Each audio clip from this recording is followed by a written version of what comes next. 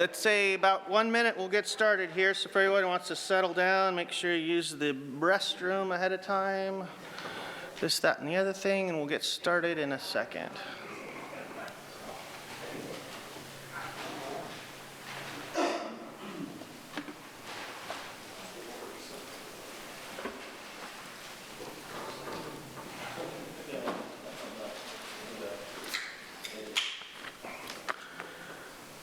Okay, Monday, May 4th, we got City Council workshop starting up here. It's 11:46, a couple minutes late, a minute late. We're going to go through roll call. Seth, you want the floor? Well, here. We'll do roll call first. Oh, okay. Seth is here. Victoria? Here. Eric? Here. Joel? Here. Indra? Here. Rick? Here. Kathleen? Here. And Rob? Here. And myself is here, and it looks like we've got a full house. So first up on the agenda is Main Street performance metrics. Yes, sir. Seth? Yeah, I'm going to be recusing myself from pretty much the entire meeting. I do want to clarify, though, to both the council and the public, that my recent no vote on the reconsideration was strictly due to process. The council had already unanimously approved that, and I was not at that meeting. So, anyways. All right, thank you, Seth. All right, first up on the agenda again is Main Street performance metrics, and I will hand the microphone over to Dana. Start us out. Thank you, Mayor. Good afternoon, Council. Again, I'm Dana Pierce, Economic Development Division here, and we're going to take a look at Main Street metrics. The subject and summary, we're going to review those metrics today and take a close look at the contract details and dates, and then also just discuss some next steps. It relates to the council goal of economic growth by encouraging economic vitality, growth, and diversification, and ensuring downtown is a vibrant neighborhood and attractive destination. So some important dates to note: on October 15th, there was a resolution that passed that awarded $50,000 in funding for 1 year to Main Street Grants Pass. And then in December, on the 17th, a resolution authorized the city manager to enter into a 1-year agreement. On January 23rd of this year, the contract was executed.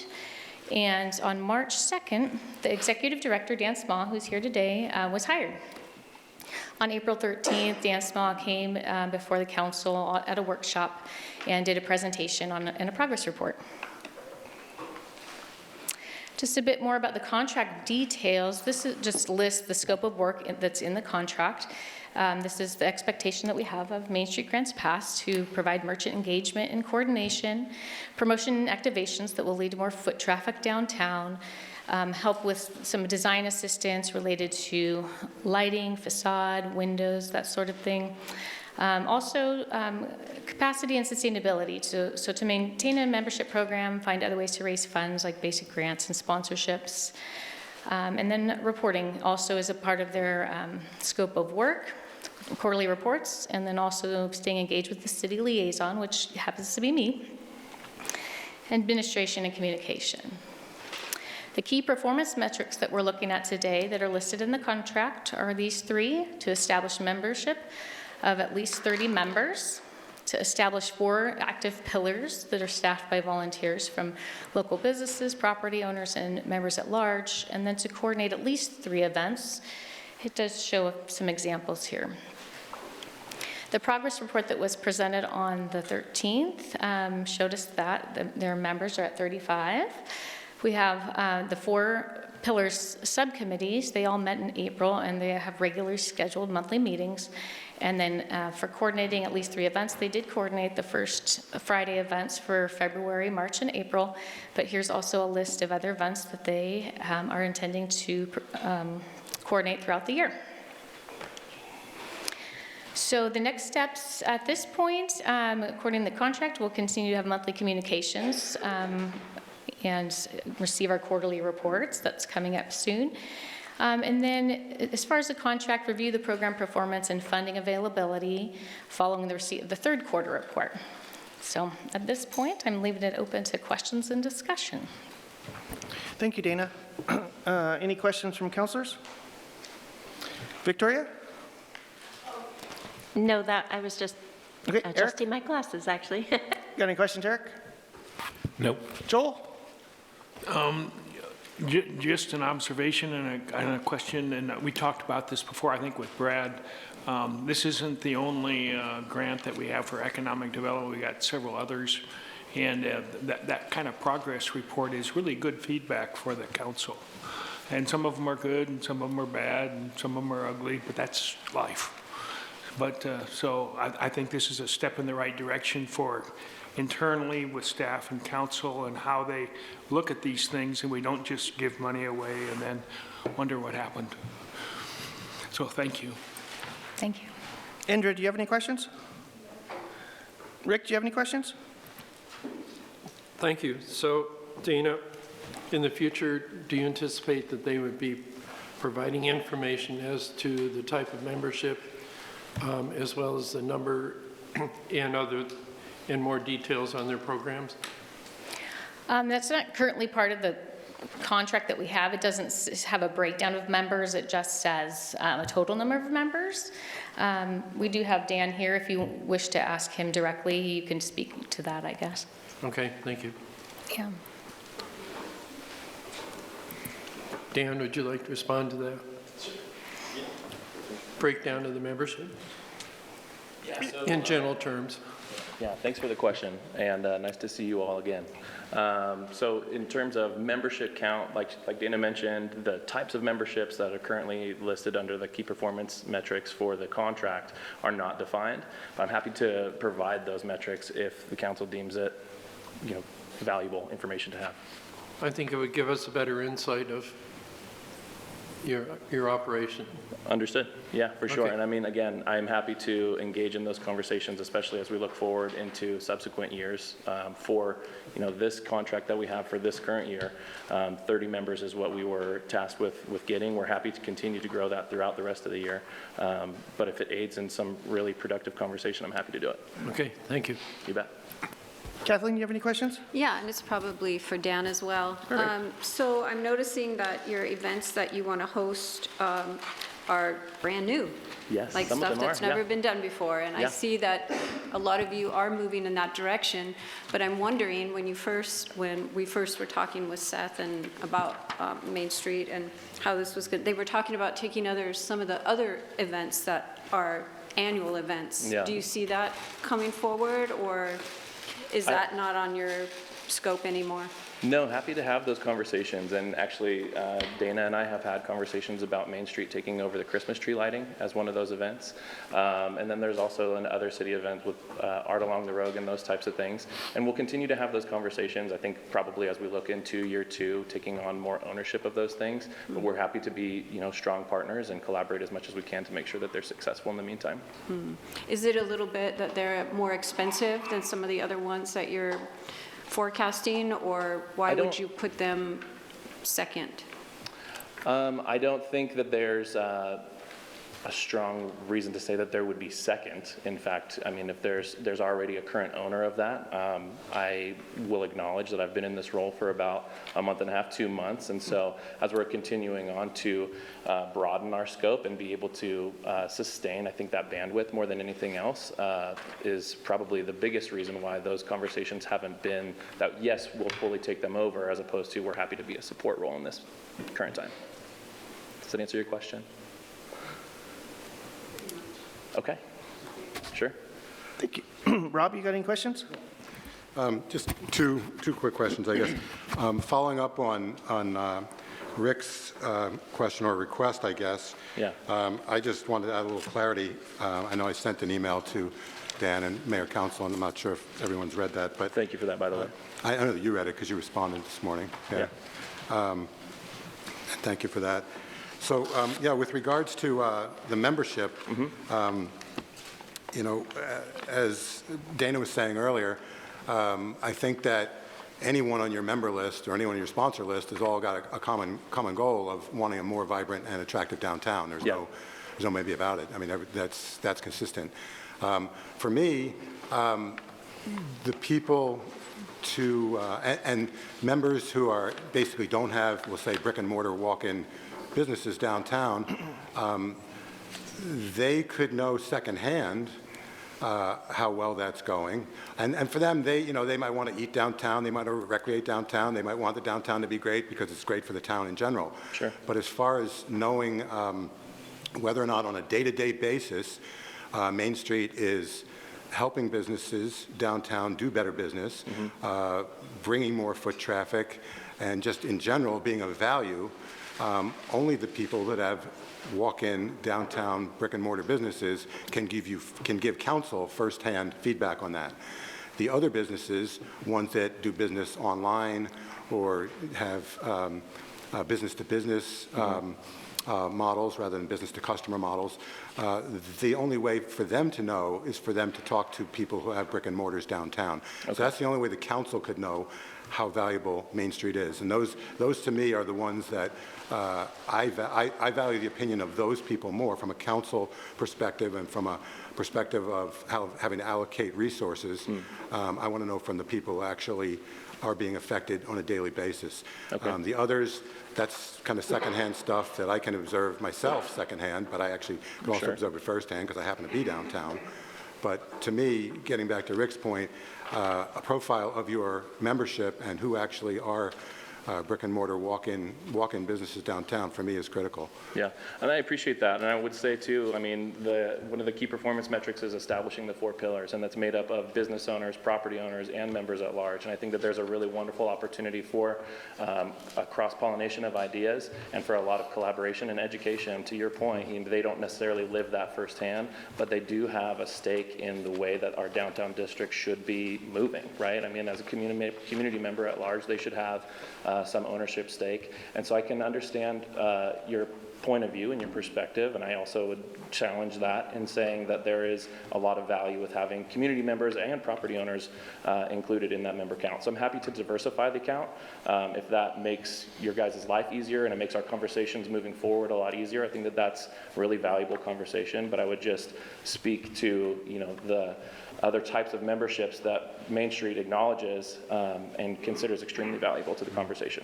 Sure. Thank you. And then I have a quick question also on, it says design assistance. It says quick consults for lighting, facades, signage, windows, maintain a pipeline list. I'm just wondering, and as everybody knows, pretty much, well, not the whole CBD, but most of the downtown is a historic district.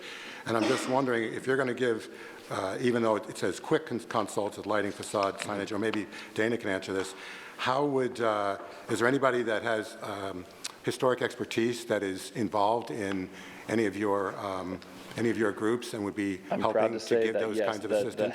The chair of the HBSC sits on our design committee, yes. So he sits on the design committee? Yes, sir. Okay. And those are the types of projects that committee will be responsible for. Okay. So he will be one of the chief consults in making sure that anything that we move forward or recommend would meet any sort of city code. So. Awesome. Okay, thank you. You bet. Perfect. Further questions? Victoria? So I thought maybe you could just give us a quick rundown, maybe a minute or less, about successes that you want to tell us about, or any quotes from the businesses downtown, that especially with First Friday happening, things like that, just to tell us about how you guys are doing from your perspective or theirs that might not be in the presentation. Sure, thanks for asking the question. I think that there's, if anybody had the opportunity to be downtown last Friday, the energy was very high. As I was walking around going business to business, we had several openings that day. There was a ribbon cutting ceremony for the Laughing Clam, who had their 30th year anniversary, so that was headed up by the Chamber of Commerce, and I'm just so proud to be able to even be affiliated with the Chamber as a partner here in Grants Pass, and be able to be at those types of events. There's a lot of really amazing growth happening. McKenna Lister opened a new store, as well as Jen Michaels opened a new store on Friday. We had a concert at the Hive, and it was buzzing. I don't know if you all had an opportunity to be there, but the energy was high. We had a lot of folks down there. I've been working really closely with some members of our board, John Glarum in particular, who's been the one who's headed up First Friday and kind of taken a lot of ownership of that prior to me being hired. And we've been working on a couple different ideas to continue to elevate that experience, from a curation of the types of vendors and placement of those vendors to be able to encourage foot traffic farther down. Historically, we've had, First Friday kind of stops at H Street or I Street, but we would love to be able to include, the entire downtown district and incorporate more of 7th Street as well, So looking for more opportunities to include merchants on that side. We have a couple ideas for First Fridays coming up in July that I think will be really great in terms of an online application where actually people will be able to engage in that scavenger hunt similar to what we did in March. If anybody remembers from my previous presentation a couple of weeks ago, we did a scavenger hunt in March, and folks went around looking for leprechauns, and they scanned a QR code, and the one who we randomly selected a winner from the folks who participated, and she received a gift basket of $750. She wrote us a super kind letter saying that she hadn't been downtown in years, that these types of things are keep her in Grants Pass, and that she's excited for more of it. We had a really nice interaction with her. I think that that's a major win. I think that that's the thing that's probably top of mind, and folks are excited, and the people that we're representing, sat with Mr. Pell in a really exciting meeting last week where we're talking about, opportunities for advocacy, and speaking specifically with the food and beverage merchants on 8th Street, and helping them kind of put together, some thoughts to write a letter to make sure that their voices are heard and things that are going to be happening in their back door. So those types of things are wins. I asked them at the end of the meeting if they felt like it was a productive use of their time. They said, yes, absolutely. And we're excited for the follow-up later this week. So thanks for the opportunity. Yeah. Thank you. Further questions? I got Indra. Hi, nice to see you. You too. I'm not so much concerned with membership and sponsorship because the goal is to bring in revenue. So I'm concerned about the revenue bringing in, because I know we only gave you half of what Main Street wanted at the beginning to see what you're going to do, and it looks like you're picking up and doing things, and that's really great. I think for me, as far as going forward with funding, though, I just want to make sure I would like to see revenue forecasts and projections, and that what you're doing. The excitement's good, and that's good to hear. Is it really helping businesses, profit margins go up and helping the downtown? So just future looking forward, if you're going to come back to ask for money, that's kind of what I'd like to see. Wonderful. The business plan, projections going forward, what you have planned.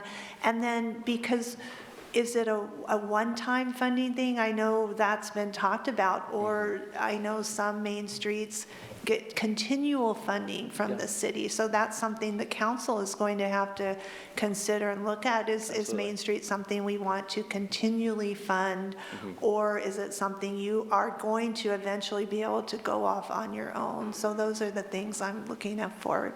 Thank you. Yeah, excited to have those conversations too. And we will be sure to bring some of that to those future conversations. Thanks. Further questions? I got Rob. Yeah, to follow up on what Indra was referring to, I think it was a month or two ago, and I don't even remember. I don't know if it's still up online, but there was some representation that the cruise was going to be funded by $50,000 sponsorship funds coming in, and I have no idea if that was just aspirational or if that had already happened. So I'm just wondering, can you speak at all to how you're planning on funding the expenses having to do with, if you know now, we have a lot of 50s. Partners that have come in on several different levels for sponsorship. Right now, we're sitting at about $75,000 for our budget for that event. Okay, so that's your budget. That's what you've already. That's what we have currently raised, or have commitments from our sponsors to raise those funds. Yes. Great. Thank you. Yep. Perfect. Any last questions? All right. Thank you very much for your participation, and I'm understanding this was more of an educational and an update seminar, so we don't have any action going forward? Yeah. All right, thank you. Thanks. Next on the agenda, we have Destination Marketing Organization Contract. Well, good afternoon, Mayor, Council. Thank you for the time today. And let me get my audio visual up and running here. Hold on just a minute, Doug.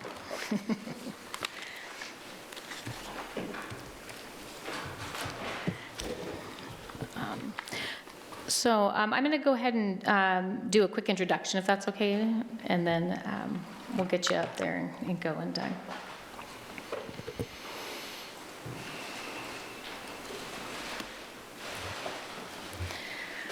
Okay, I just have a few quick slides. Again, I'm Dana, and we're looking at the DMO contract. Just a few introductory slides, just noting the subject and summary. We're looking at the contract for the city's destination marketing organization. It does relate to the council goals of economic growth. We're going to go over just basics of what's a DMO. I'm going to go ahead and have Doug provide that background, and then when it comes back to me, we'll look at the contract renewal changes and then leave it open for questions. So here we are. Oh, I guess I'll tell you really quick what a DMO is before I introduce Doug, but it is a destination marketing organization, and here in Grants Pass, we have Josephine County Visitors Association, who is doing business as Visit Grants Pass, so you probably have heard those names interchangeably. The city contributes 28% of the net lodging tax to fund marketing efforts to promote tourism here, and those funds go to Visit Grants Pass to do that promotion. Under the Oregon Revised Statute and the Grants Pass Municipal Code, promotion funds are restricted, and they really have to be focused on attracting people from more than 50 miles away or leading to overnight stays. All of that said, I'd like to introduce you to Doug Bradley. He is the chair of our Tourism Advisory Committee. He's also on the board of Josephine County Visitors Association and a hotelier here in town. And he has a brief presentation that I'm going to pull up, and he can take you through it. Can I get a little bit more clarification before I pass it on to Doug? Yes. Can you give a little bit of a scenario synopsis, a little history, and how Grants Pass actually got to a DMO? That's what I'm going to have Doug do right now. Okay, perfect. Thank you. Sorry if I'm taking away your thunder. I just really want that point to be stressed today.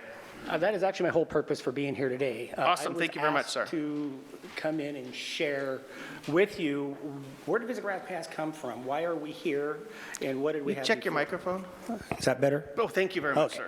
sir. So just a little history on Visit Grants Pass. Why are we here? How do we end up here? Where did we come from? And why does Visit Grants Pass make sense?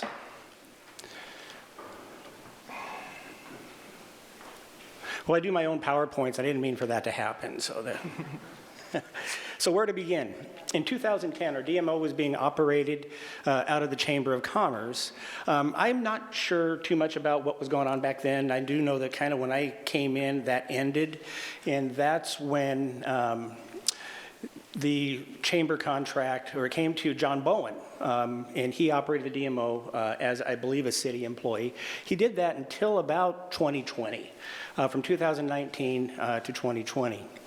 In 2020, the city formed a PAVE committee to audit the work of the DMO. PAVE led to the DMO Pros Report, which is the template used to form the Josephine County Visitors Association today. In 2020, the City of Grants Pass appointed a starter board to begin forming JCVA. We had our first meeting in January of 2021. Our first JVCA board meeting was held in May 2021. 2011 to 2020, we had a $300,000 annual budget. This is with John Bowen, responsible for downtown events, TLT dollars financing local events. $0 were being spent for outside marketing or advertising or promotion. The PAVE audit began in 2020, and DMO Pros was hired to provide City of Grants Pass tourism and downtown service analysis and recommendations. And this is where the starter board for JCVA was formed. This is the original agenda, I think, for the PAVE committee that I just thought I'd throw up there. It gives you a few of the members that were on that committee. The city tourism program was run for a short time by a city employee. While we were forming Visit Grants Pass, Stephen Sable had stepped in for a short time. And then the 2020 starter board formed. The first meeting was held December 10th. In 2020, Attorney Eric Larson hired to file our articles of incorporation, and we were incorporated in February 2 of 2021, hired attorney Jennifer Nichols, who filed our 501c6, and we began working on what is the JCVA contract we are operating from today. Began forming what is the permanent board of directors today. This is the original starter board letter where the city had appointed us to kind of follow the lead of the DMO Pros contract and bring that to reality. And then the board is formed. May 21, 2021, the inaugural board meeting held. Objectives of JCVA were discussed and shared. Officer roles and requirements discussed. Officers assigned and roles filled. Hiring committee was formed to search for an executive director, and we hired Searchwide Global as an executive recruitment company. Here's the inaugural board meeting agenda. Here's the original contract for Searchwide Global. And Tori Middlestat was hired, and her first meeting as executive director of Visit Grants Pass was held on October 15th, 2021. And here's her first board meeting. And the top priorities of Visit Grants Pass: 1, form a nonprofit to serve as the destination marketing organization for the city and county, offering greater transparency. City should allocate 30% of TLT funds to the organization and progressively increase the percentage over the next 5 years. Form a board of directors from stakeholders to oversee and operate Visit Grants Pass. Daily operations are at the discretion of the board. And you know, one thing as I'm standing here, it is not lost on us how important our relationship is with the council and the city, and we've enjoyed a lot of support. But in the past, it feels like we kind of treat tourism as we're giving us an allowance. This is a huge investment in the economic development of this community, and I would implore the council to begin looking at it as more of an investment, and what can you do to help us? We have numbers to show, we have a lot of information. I can't imagine moving forward that we wouldn't want to consistently go down the road of supporting Josephine County Visitors Association and Visit Grants Pass. Thank you. Thank you.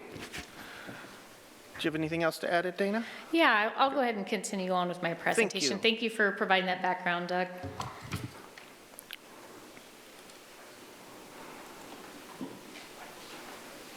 Can I ask one quick question, Dana?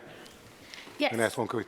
Doug, you just said, you used it, two different entities. You said Josephine County Visitors Association and Visit Grants Pass. What's the distinction between those two? Josephine County Visitors Association is the nonprofit. We do business as Visit Grants Pass. Okay, I just thought maybe I was missing something. Nope. So it's basically the same thing. Mm-hmm. Right, thank you. Yeah, they're the same. Okay.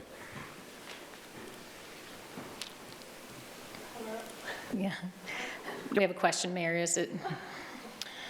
We're not in question period yet, but go ahead. It concerns the history. So I'm wondering, historically, how did, usually, and maybe Dana can answer too, when we contract with organizations, we do RFPs. So I'm wondering, historically, was there an RFP done, and how did Visit Grants Pass or John Bowen get in that? Was it an RFP with applications and council chose one? How did that occur historically? There was one with John, and an RFP did go on. Several entities had applied for that position. As far as Visit Grants Pass, DMO Pros was essentially hired to lay out what the plan was, and that's what the city and the council had opted to follow at that point. DMO Pros. So the city council at the time of the formation looked at opportunities to comply with ORS and the usage of those dollars. And we looked at a number of alternatives, doing an RFP, seeing what's out there, et cetera. And after we did, DMO Pros was an independent consultant who came in and helped provide recommendations to council on what actions would be best. Council at the time chose the opportunity to create a destination marketing organization. So an RFP process wasn't necessarily used because they decided it was in the best interest to create an independent board who would then operate and manage the DMO process. So the DMO has its own board, and that's what the city utilized some of its resources to help create that framework, get that legal entity going, and then contract with that legal entity for those services. Thank you. I just wanted to understand that. Perfect. Right. Thank So you. now I'm just going to go through a quick timeline of some important dates related to the contract. So this contract was executed on June 2nd, 2021. It does expire on June 2nd of this year. It's a 5-year contract for tourism. From July to December of last year, 2025, there were conversations between staff and Visit Grants Pass regarding the transitioning of the Downtown Welcome Center operations to their entity. In September to December, in that time frame, we had internal department reviews. So with community development, finance, public works, we looked at the cost of the Downtown Welcome Center and also evaluated a potential use agreement with Visit Grants Pass. On February 9th, there was a council memo that went out regarding the changes to the Downtown Welcome Center operations, and it did include a draft contract for renewal. On March 18th, the contract went on the council consent agenda. It was pulled at that time, though, because of the passage of the HB 4148 that just happened, and so our city attorney wanted to take another look at it before we sent it through. On April 1st, it was again on the consent agenda, and the contract was approved. On April 13th, the DMO did come before council in that partners workshop and provide an annual report on progress. And then on April 15th, a motion to reconsider the contract came before the council. Just a quick rundown of the contract changes. Now, the majority of it was updates to just some basic language, but the big one is the addition of the Downtown Welcome Center services. Some of the benefits and the reasons why we were moving forward with this were the cost savings of $45,000 in temp staff. Also to have more oversight and training of specialized staff that could really work towards promoting downtown, promoting Grants Pass as a whole, and providing that direct customer service for tourists. The hope is really to amplify that visitor experience and provide that connection so that when our marketing goes out, that messaging is linked back to their experience that they have right there at the Welcome Center. It also could support some of the branding efforts that Visit Grants Pass and even the city have tried to explore in the past, like merchandise sales, for example.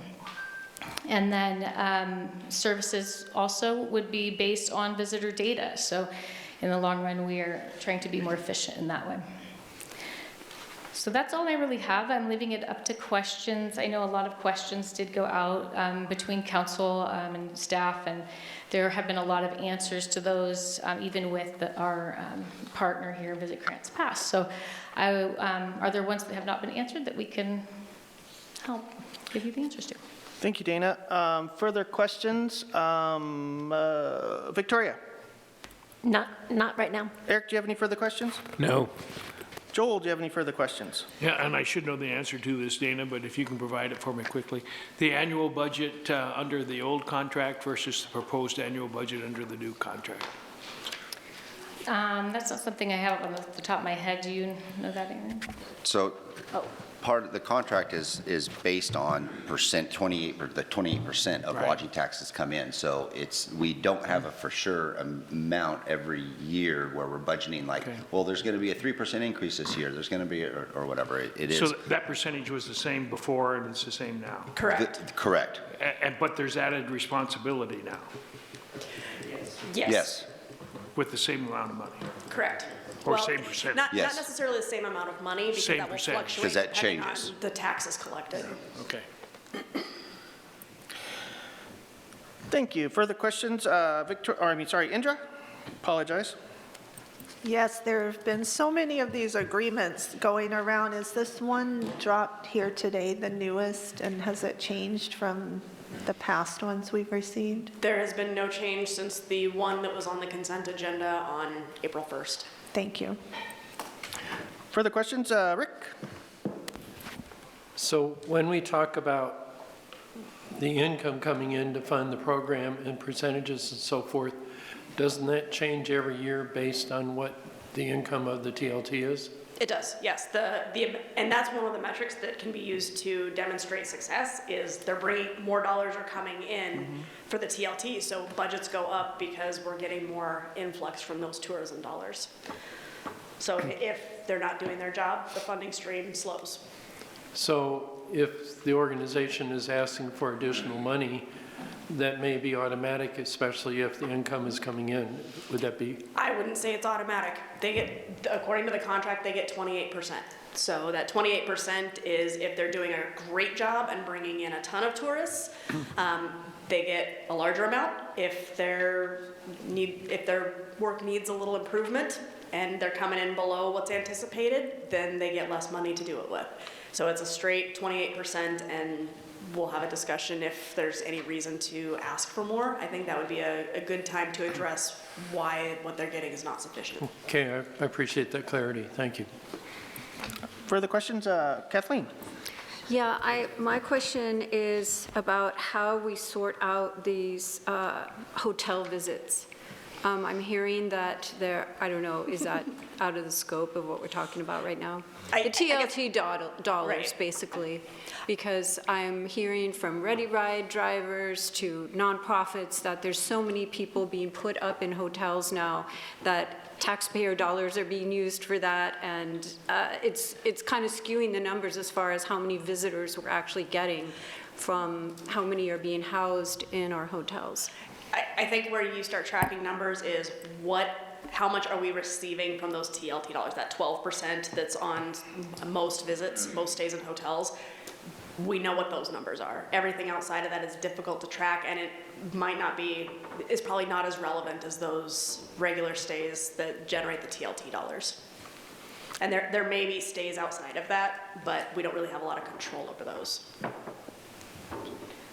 Well, would it be possible to have some kind of mechanism to track nonprofits and how many, like, there's just certain ones that are doing it, like Asante and UCAN, and, you know, would it be possible to pull those numbers through these agencies? Probably not.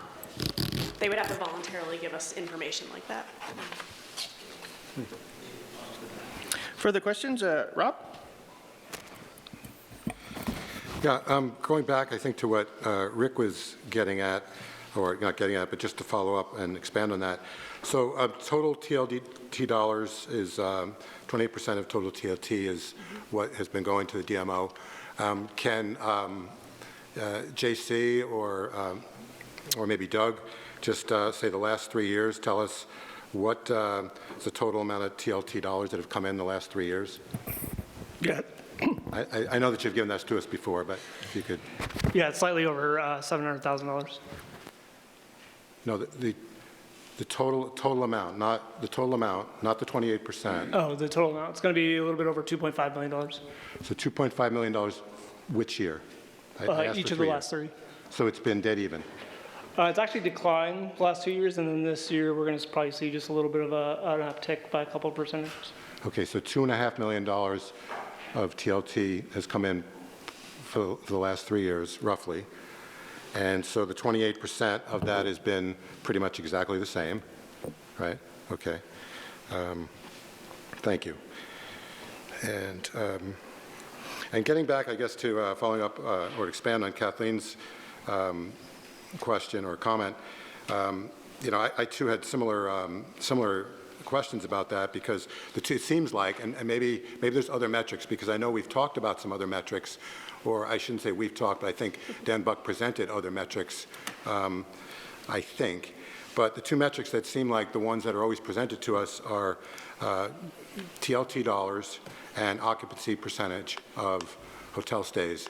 And then getting back to what Kathleen's saying, you know, how do we know whether or not, if we had say an increase in occupancy percentage, how would we know if that's attributable to the good work of the DMO or more welfare stays? Because if that's going to be one of the two main metrics that they're going to present, like, we need to know with some certainty whether that's more welfare or that's more visitors that are coming in and spending money. So there was a memo or an email that went out that actually explained how that TLT dollars are actually taken from a hotel stay, and there's some kind of metrics that I saw in that memo or email that said if they were to a certain amount of days, then the lodging tax wouldn't be 28 applied to days, that stay. Okay. Yeah. So basically, when you tick about the metrics, your metric is going to be more heavily weighed on the TLT actual revenue that comes in, because that's going to be the actual tax for that actual room. If the room is an extended stay, which wouldn't qualify for a TLT tax, then you wouldn't see that revenue. So I think the hotel stays is not necessarily, in my personal opinion, as reflective of a metric as the TLT actual revenue that comes in. Okay.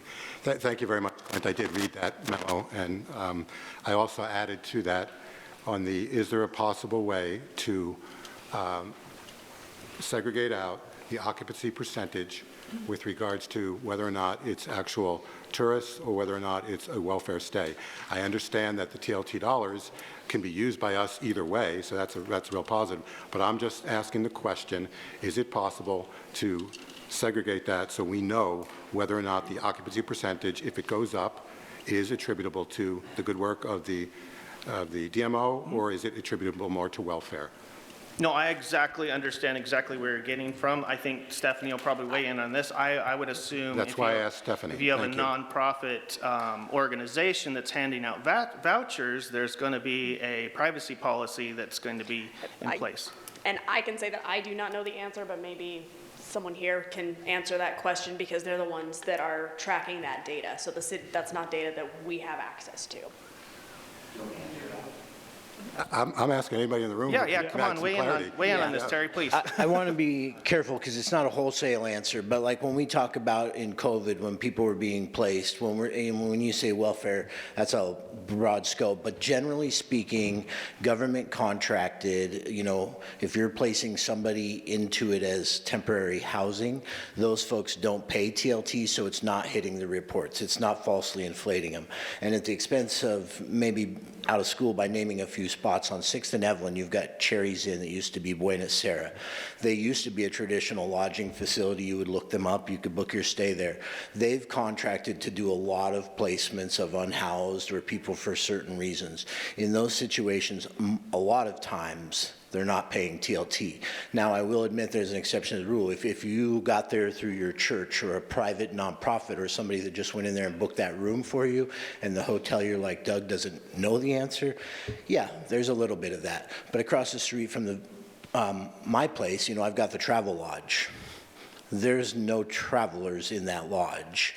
And so in two situations, on those government contracted stays, most of the time, there's no lodging tax dollar collected. And furthermore, if they stay more than 28 days, it becomes a landlord-tenant situation, and they are also exempt from lodging tax. So to both your and Kathleen's point, a little bit of an overgeneralization, but our lodging stays, daily rates, occupancy percentages are not being falsely inflated by people being placed in temporary housing.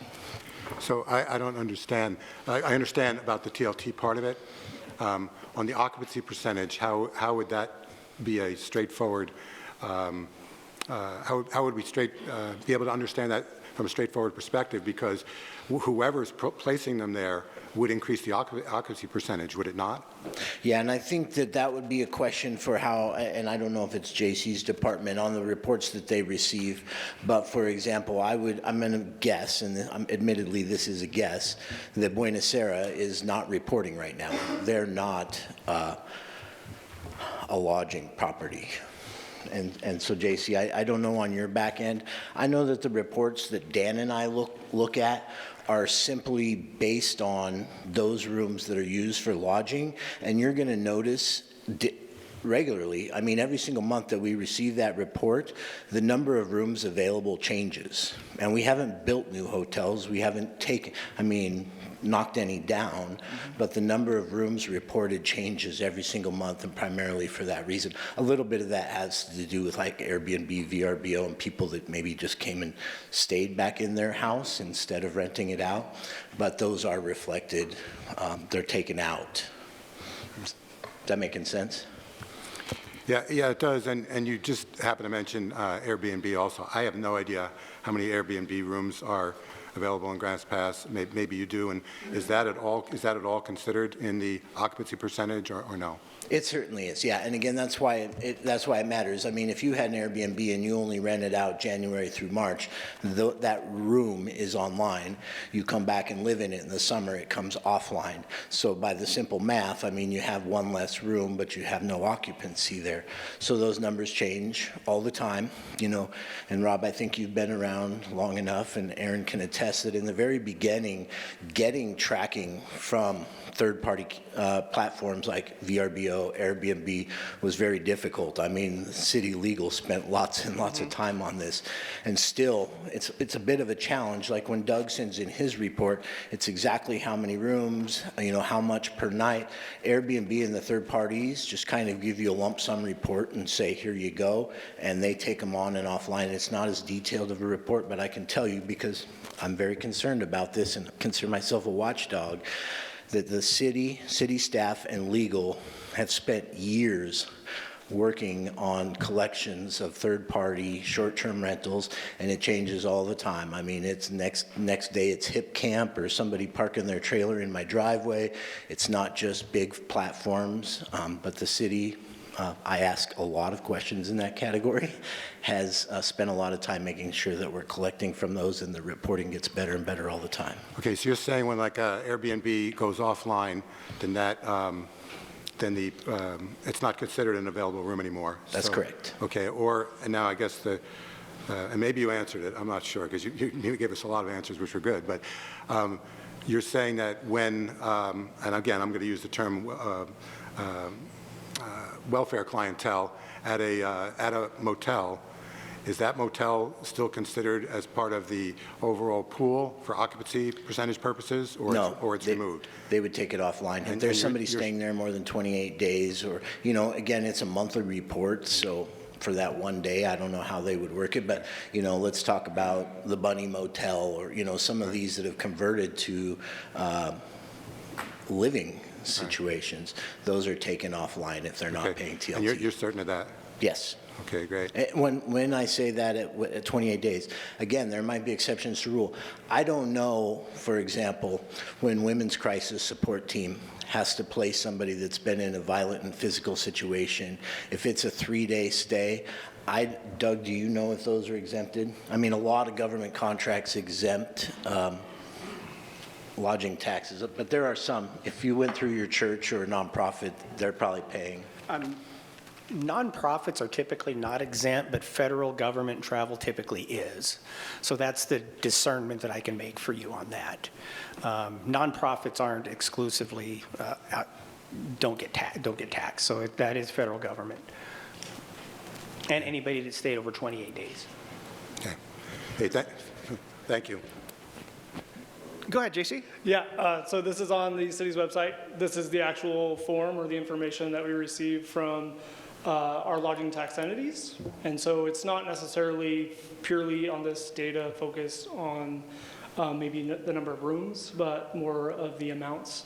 And so you can see there is a gross rent that they're supposed to put in, and then they have some deductible areas that we're talking about, so they can deduct people who are renting more than 27 days, as well as any online travel companies, because we recoup the costs directly from the online travel companies. And then, like he just mentioned, the federal government exemption. And then as you go down,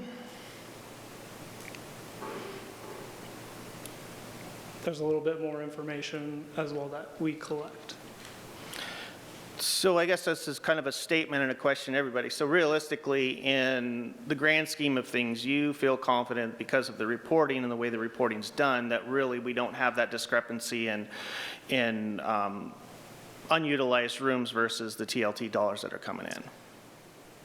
I don't know if I can answer that question directly. I think you're getting into a hotelier or stayer of, do I care that they're charging lodging tax on. Well, yeah, but I think the council's trying to get to the point is there a huge hole somewhere where we're not actually being able to collect those TLT dollars or reflectively seeing the available rooms because we have organizations that are utilizing them, government facilities, blah, blah, blah, because we live in such a depressed area?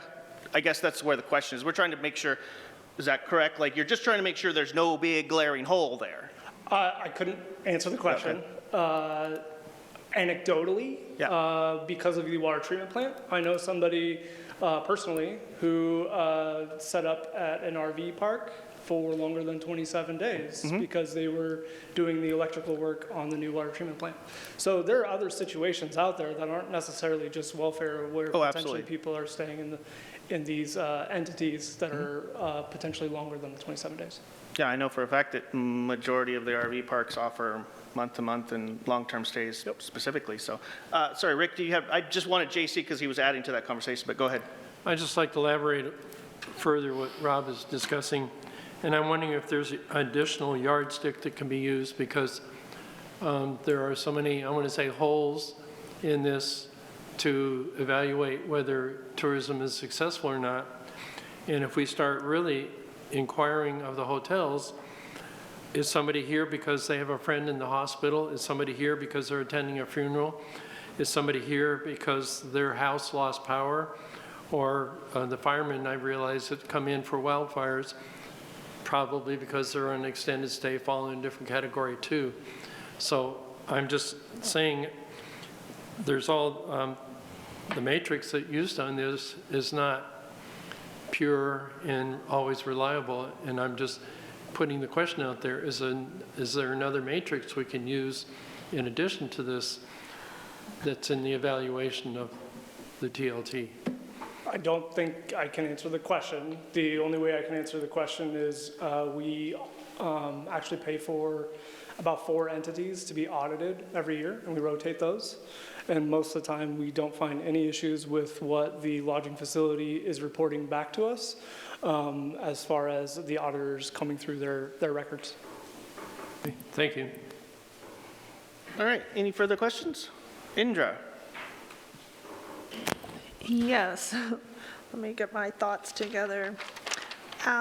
So this might be for JC or Visitors Association. So JC, you mentioned it's been declining the last 2 years. Is that what you said? The TLT dollars? See if I can Just, find. I can't probably see that far, so. Yeah, I'm just going to try and get everybody on the same page here, hopefully.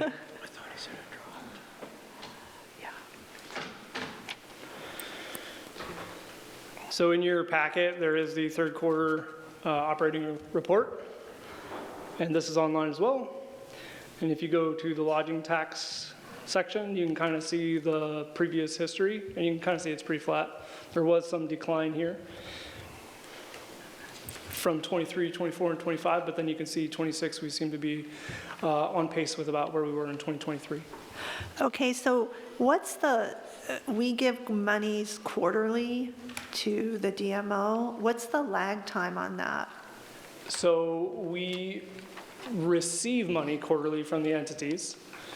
So anybody who was charged between January 1st and March 31st, for example, they have until April 30th to pay us. And so typically for the DMO, we take what's budgeted, cut that in 4, and they just get a flat dollar amount the first 3 quarters, and then the 4th quarter we try and true that up to the actual revenues. It's just made it easier because of potential seasonal swings in the lodging tax that the first 3 quarters we try and keep flat to help with their own operational needs. That way their money is not as cyclical. So it's kind of like business taxes quarter 1, and then they get paid by April 15th or whatever, and then quarter 2, and they get paid on the 1st or 2nd, I think you said. But you give them just a steady amount for the first 3 quarters, and then the 4th you give the remainder? Yep, we true it up to the true 28%. Okay, and then do we have P&Ls or balance sheets for years 23 and 24 from the Visitors Association, or anything that shows the financials for those years that we could look at? I don't house those records.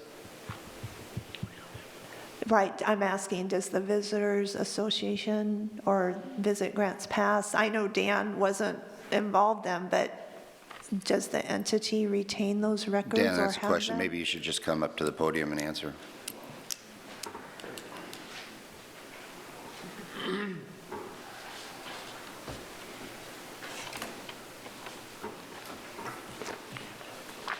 That was a long walk. Yes, is the answer.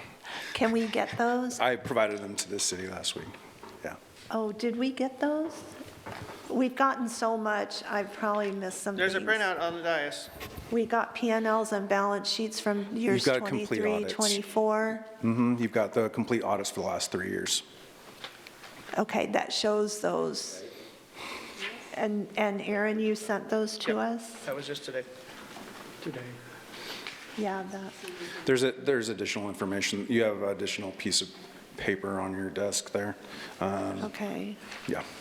Right, That's but- different, though. You have the entire, you've got that. That's the most current, as of today, Dean Runyon report. And then last week, to the economic development team, we did send 23, 24, and 25 full audits.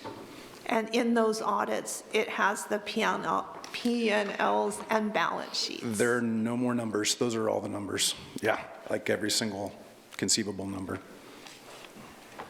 Okay. Because, okay. So we should get those or have them. I'll look.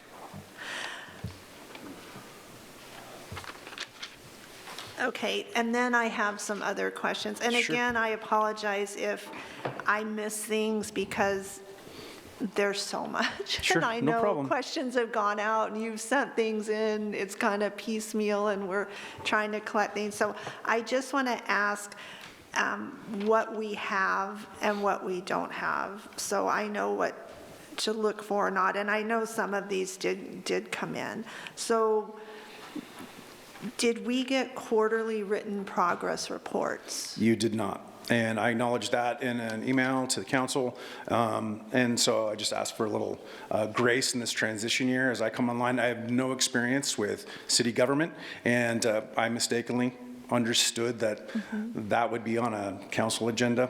My responsibility 100%, and I'm happy to provide any reports at any time.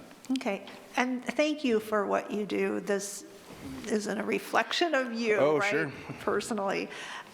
Do we have staff quarterly written reports from previous years?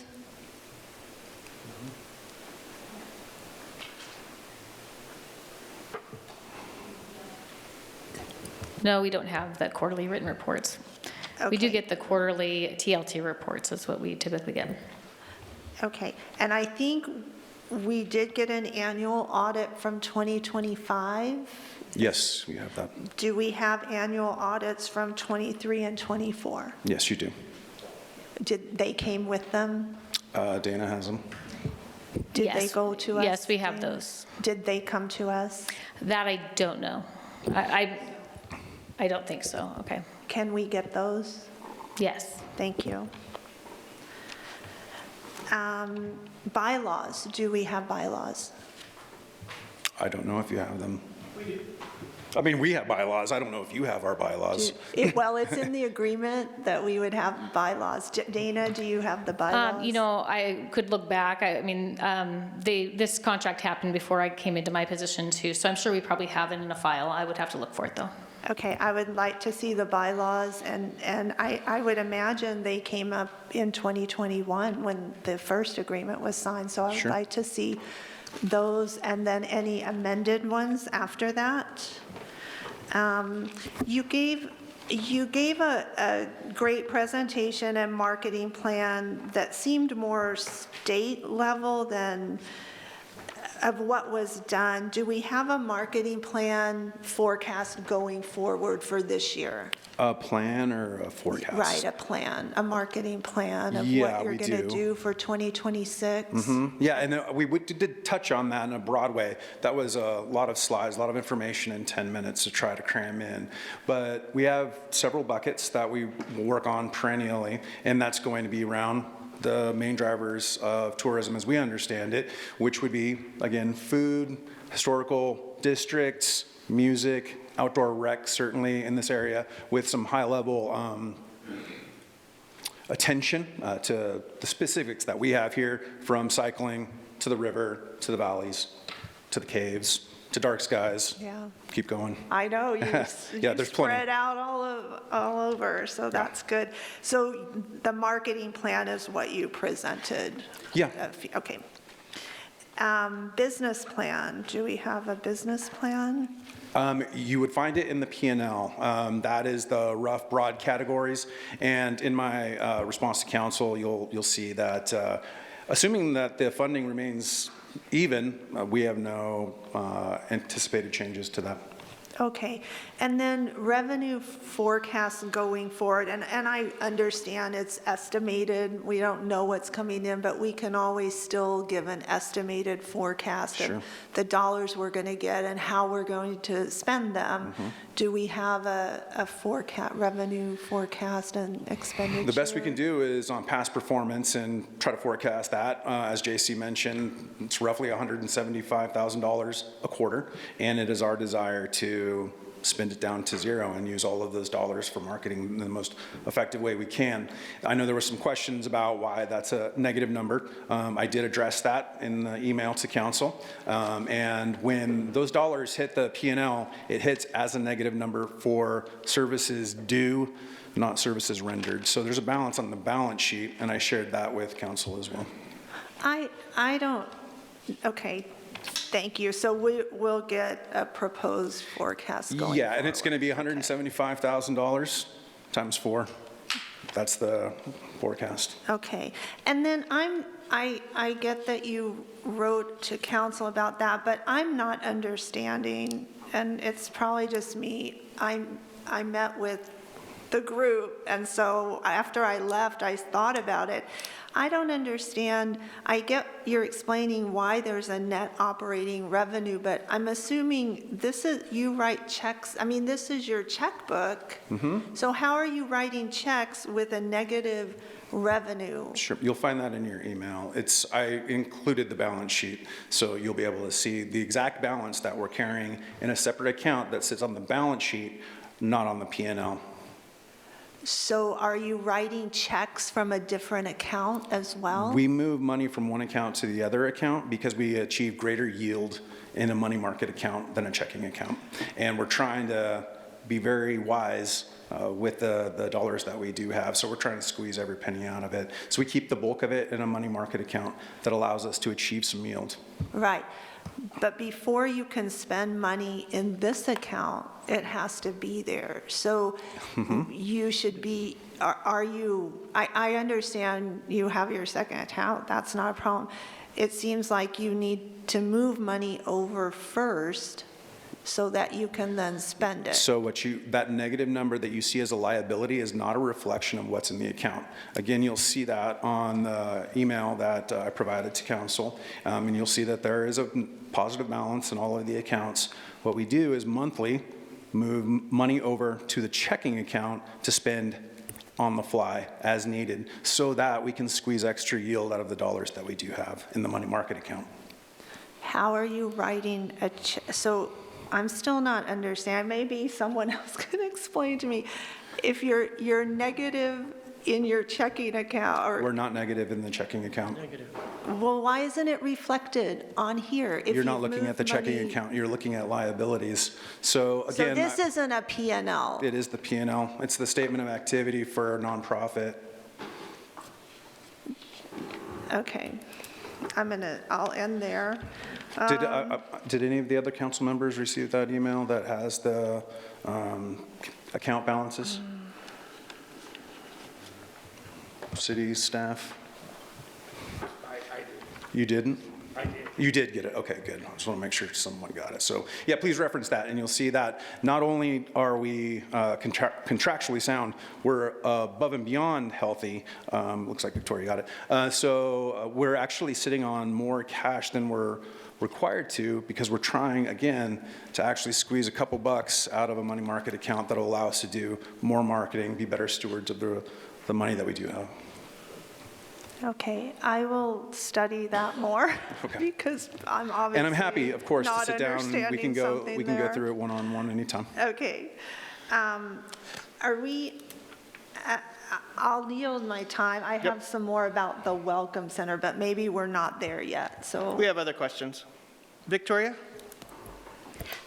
Yeah, maybe this is along the lines of the last question that I asked, and this could be for Dana, it could be for JC, it could be for Dan, it could actually even be for Terry.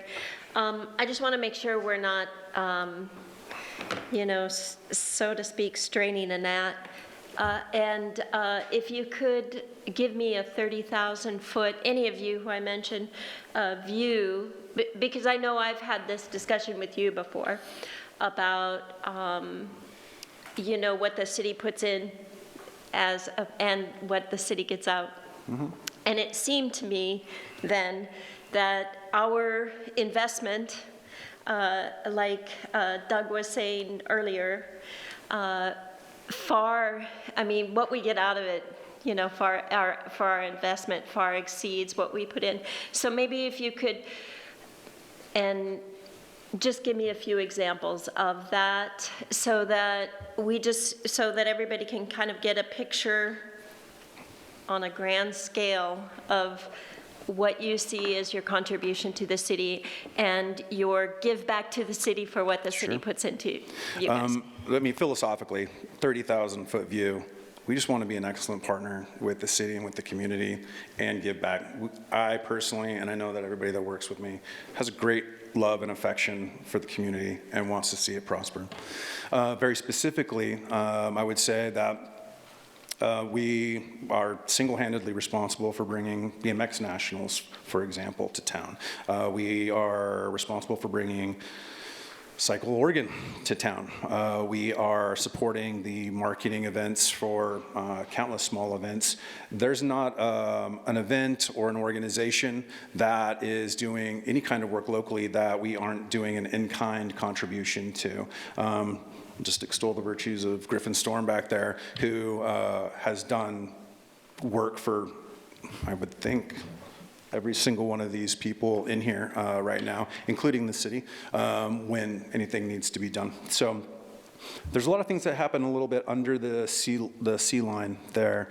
And I would point to the Dean Runyon report right in front of you. There was some questions about why we didn't have the last quarter in our previous report. It just came today to us, and I'm happy to report that we're up in virtually every single metric, which is unique to the state. We're one of only a few municipalities that are actually up. The rest are either flat or down this year, so I'm excited about that.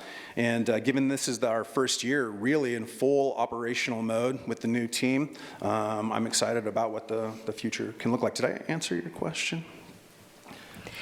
Yeah, I think so. Maybe just add like 2 or whatever you want to.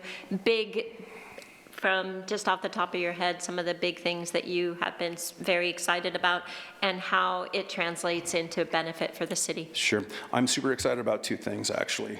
Dollar Mountain is going to be massive. Now, that's a few years of development, but mountain biking is a billion-dollar travel industry with a lot of discretionary income to float around. And we have the perfect environment to take advantage of that between Dollar Mountain and Cathedral Hills and our adjacent friends in the valley.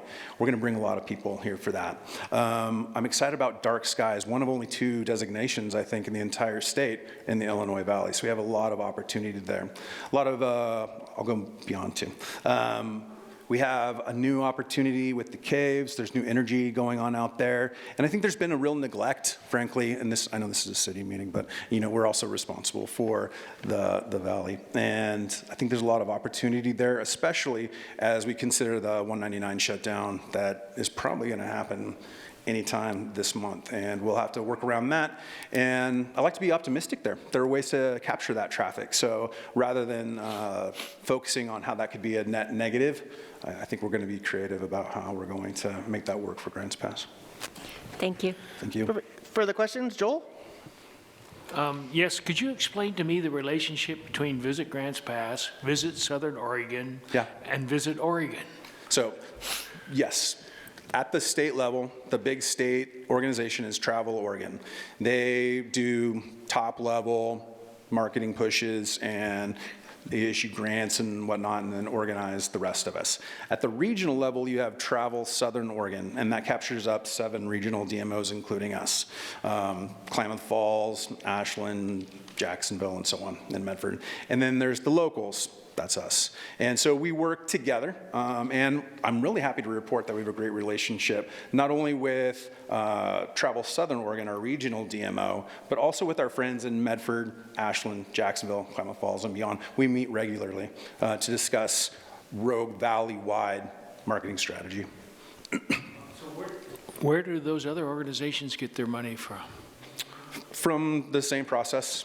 Same process? Like Southern Oregon then gets... Travel Southern Oregon gets their money from Travel Oregon. Travel Oregon. But all of the local DMOs receive it from their municipalities. Travel Oregon then has a legislative... 1.5%. 1.5%, excuse me. Okay, thank you. Okay, any further questions? Joel?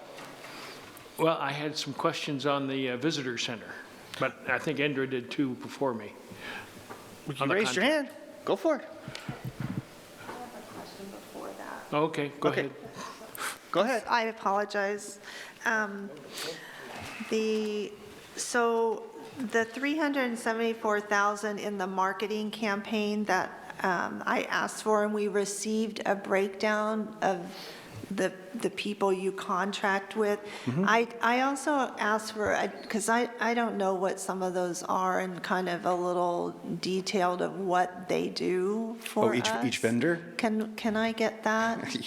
Yeah, it'll take me a little while. There's a lot of vendors on there, but what I can do, I'm happy to provide that for you. I'd say broadly, they're print publications, distribution, PR, content creation, FAM tours, the list goes on, but I can go. So just something little like that. Yeah, I can go through that and do that for you, for sure. Okay, and then I know we talked about that, but I would like to see a breakdown too of approximately the monies we give to each, if I could get that.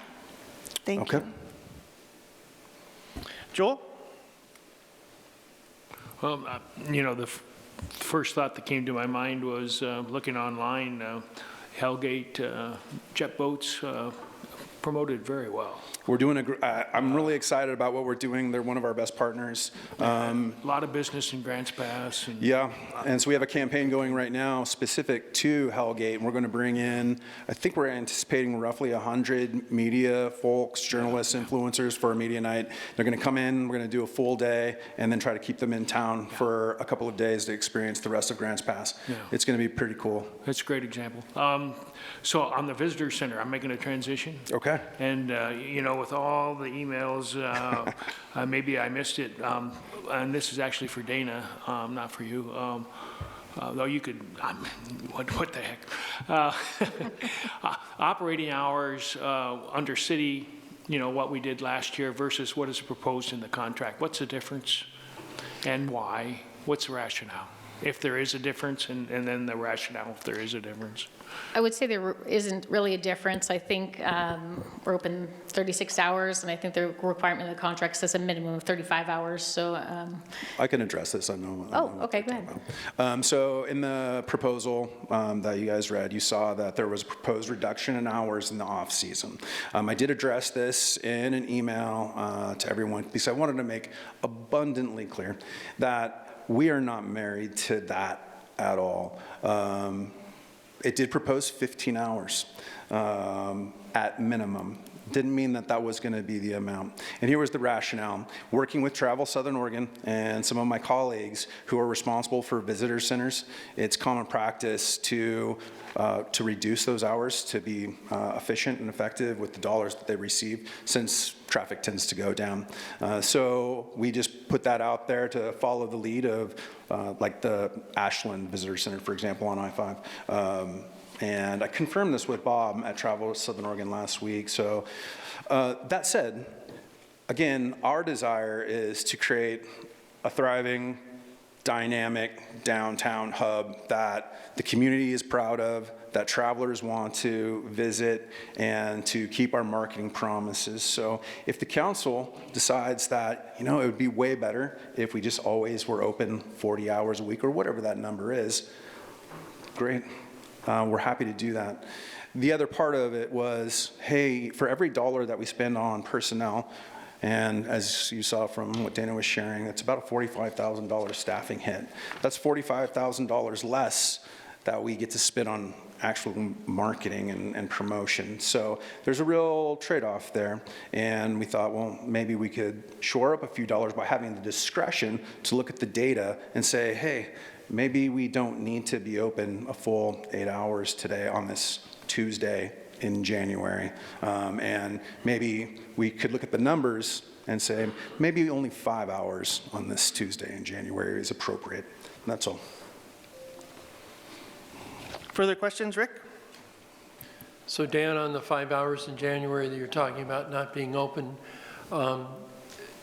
physically, are you in that building at that point? It is 100% my hope that I'm going to, and I'll be really transparent, so please hit me with all the questions.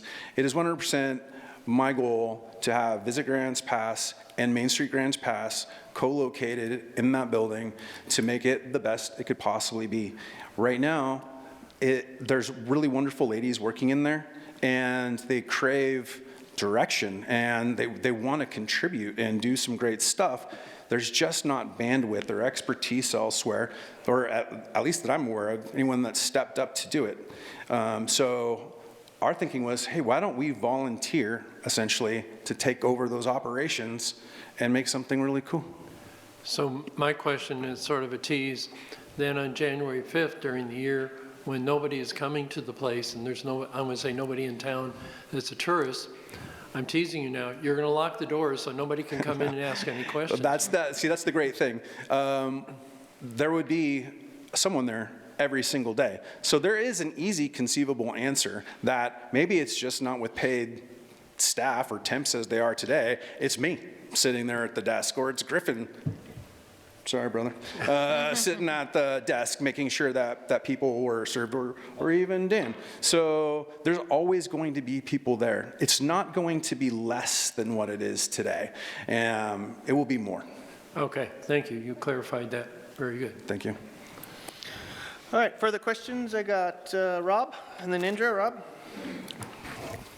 Well, it's good to hear that it's not going to be less than it is today, because the way the contract read, as it was presented on the consent calendar a month ago or whatever, the contract read it was going to be less than it is today. And that was very concerning to me and many of the other counselors. But it's good to hear that from you today it's not going to be less. Sure. Thank you. Big concern off my head. Now, are you familiar, I would imagine Doug Bradley remembers, and maybe some of the staff remembers, are you familiar with the study that was done by Texas A&M University regarding the value of downtown welcome centers? I am not aware of that study. This was in the original report that when the city, while we were working with Doug and the others around that time in 21 or whatever, and out of that report, I'm just going to read it just again to help reinforce the fact that what you said today is a good idea. It says, the value of downtown welcome centers, Texas A&M University study found, generally outperform interstate or outlying visitor centers, and a big part of this can be attributed to visitors being within walking distance of the attraction or shopping of the visitor center. 46.9% of those who stopped at a downtown welcome center visited additional attractions. 30.6% of those who stopped by a downtown welcome center changed their itinerary based on the visit, as opposed to only 11% who stopped at an outlying visitor center.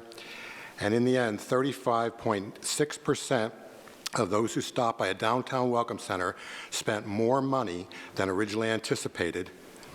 That's compared to 10% less from the outlying welcome centers.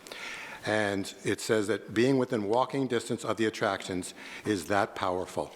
So that report, again, that I'm sure that Doug has seen before and the staff has seen before, at least some of the staff, it makes it really clear of the value of downtown welcome centers. Amen. Because they are close to. Yeah. They are close to the action, and it makes a distinction between outlying ones. So I hope that that reinforces your decision. Your point makes total sense. It resonates with me right now. Yeah. And I think we agree that there's just a massive opportunity there. And with a little elbow grease and a little attention, it could be what it was always intended to be. And I hope to be part of that. And when you said today, it could be you, or it could be the other Dan, or it could be Griffin, or whoever. I mean, that was my perception of how it probably would work. Yeah. In the winter, if you didn't want to have to deal with payroll. We'll definitely need that. There's often times where obviously we're indisposed doing other work, but these ladies are awesome. They're wonderful, and I have every intention of making sure that they just have more support moving forward so that they can serve those people even better. Sure. And when you talk about anything that you spend on payroll is a reduction of what you can, that's true, but you also have, your rent from last year would be offset. That was about $15,000. Yeah. So there's other expenses that you'll have less of. Correct. With regards to, I'm glad that we, actually, that's the only other question that I had for you, or the comment that I had, that I'm glad to hear that you're not planning on a reduction in the winter services. Thank you. Further questions, I had Indra and then Kathleen. Indra? So kind of back to the hours, and I think it's a great fit for your organization to go in the visitor center. I mean, it meshes, and that's what we do. So I think the opportunity there is tremendous and exciting, right? So we were all surprised with the hours. Did you work with the city? Did you work with the city on determining those hours, or how did that come about? That was my calculation. I've been working with the city for a long time, just on the broad discussions of what it might look like for us to do this work with the Welcome Center, but that's my calculation and no one else's. Okay, and I'm asking because later in the contract, it talks about the city will reimburse for staffing costs outside of normal operating hours. So even though it says 15, it doesn't even say what those hours are. Is that Monday, Wednesday, Friday? Is it 2 hours a day? And so I think in the contract, we would need to see what those operating normal hours are. What that's referring to Stephanie. is if the city were to have a special event outside of their normal business hours, where they had to then keep additional staff outside of what they would do in response to us having an event there. That's the only time that we would agree to cover additional staffing to make sure that our event was able to take place. It's nothing else beyond that. It's only if we are using it outside of their normal work. But what are the normal business hours? Whatever they would establish. I believe there's a provision in there where they're supposed to keep us updated on what those normal business hours are. Okay. So that's something you're going to work on what those hours are. Mm-hmm. And it's important to know that. So we can agree on that, right? Yeah, 100%. And it's, again, important to know that we work really closely with the city, and I'm really hopeful to work really closely with the council to use the mind hive and come up with the best answers for the community. I don't want to be doing this alone or in a vacuum, but rather with great city partners, and that's how we've been starting. Further questions, Kathleen? Yeah, so you've been hearing us talk about this jump track dilemma that people in the community want, and you have the good overview of what's out there in the other communities. And I'm hearing there's going to be one built in Central Point and one in Ashland. Mm-hmm. There's one in Crescent City. What is your determination if we're a good stopping point for that, or if there's going to be overkill on jump tracks in the area? I don't believe there's any overkill in pump sorry. tracks. Right now, that is one of the fastest growing, behind pickleball, one of the fastest growing recreational family activities. I can speak anecdotally about my visit to Hood River, where they have a pump track, and people drive the gorge to get to it. They will travel from Portland to go to the pump track, and it's something that's really awesome for whole families to do. So I know there's been a lot of discussion and some debate about should we have one, and if we do, where should it be? And it depends on the goal of the city and the community. What do they want? If they want it downtown, it's less of an attractive tourism draw. If they want it to be strictly about tourists, maybe it is best to be up at the 5. That's not for me to decide, but I will take full advantage of whatever resources I have. Yeah, I just wanted your overview on, is there going to be too many There's all no, of a sudden? today, there's no such thing as oversaturation, especially in Grants Pass, especially with respect to cycling in all of its forms. Yeah. Between mountain biking, Cycle Oregon, BMX, potential pump tracks, we have an opportunity to use that as an easy branding element for our town. Come to town, bring your bikes, whatever kind of bikes they may be, stay the weekend, buy some food, stay in a hotel, get on the river, and everyone wins. So I'm excited about Pump Track regardless of where it goes. I just would like to have it. Thank you. Yeah. Thank you very much for that information, Dan, but I'm going to remind councilors we are on topic of the DMO contract only. I don't really think that's part of the contract. It was great having that conversation, but if we can keep the questions back to the center of the topic, which is the DMO contract. For the questions, I have Indra and then Victoria. Indra? Yes, so as you know, I have 2 other concerns, and I want to know if you will consider and address it. So the intellectual property, giving it to you is a real concern. I look at this contract is extremely contractor friendly. Like, I'm surprised the city would even agree to it, honestly. So you can walk away, public funds are paying for it. I get it's out-of-state lodging tax, but we have family that come here and stay. Public funds are paying for it, and yet the nonprofit or the contractor, you can walk away with the brand. And I do understand that the city can continue to use branding, the logos and strategic plans and operating for tourism purposes only, but it really sticks us if for some reason we go to another contractor or it ends altogether. To me, that's not a good deal for the city at all. So I would like to see a reconsideration of that and that flipped around, that the city has the rights to the IP and that you can use whatever, for your own business. And then the other, so Can I you would pause just 1 sec, Indra? ask if you can You pause 1 consider sec? that. Because Oh, you, yes. that's, if you're going to go, don't want you to go into another topic No, until thank you. we can address this IP issue, because I believe that Stephanie wants to have a comment here. I do, and that is, I saw the emails and we heard your inquiries at the last meeting and did look into that. The reason why it's written the way it is has to do with the nature of the DMO as an independent contractor. In independent contractor relationships, the typical is to have the contractor retains ownership of intellectual property. All we have the ability to do with an independent contractor is tell them what results we want. What the result that we want is tourists to come to our communities so that they spend more money here and enhance our community. We don't have the ability with an independent contractor to tell them what to do, how to do it, when to do it. So what our contract is, and the purpose for this contract is to hire them to bring tourists in and to staff the Welcome Center. It's not to have them create content for the city to use. It all has to do with the purpose of the contract. They are creating their marketing materials for not just the city itself, but for other entities and for around the valley. It's not that we are asking them to create specific materials like a work for hire contract would be. That's a totally different relationship. We're not saying we want you to generate brochures for the city of Grants Pass. We would own the intellectual property on a work for hire where we're asking them to provide that. All we're asking them to do is bring tourists in, and how they do that is up to them. So if you look it up, in an independent contractor relationship, it's unusual for the entity to own the intellectual property rights to anything generated. That's the typical thing that you find in a work for hire agreement, which is not what we're looking at here.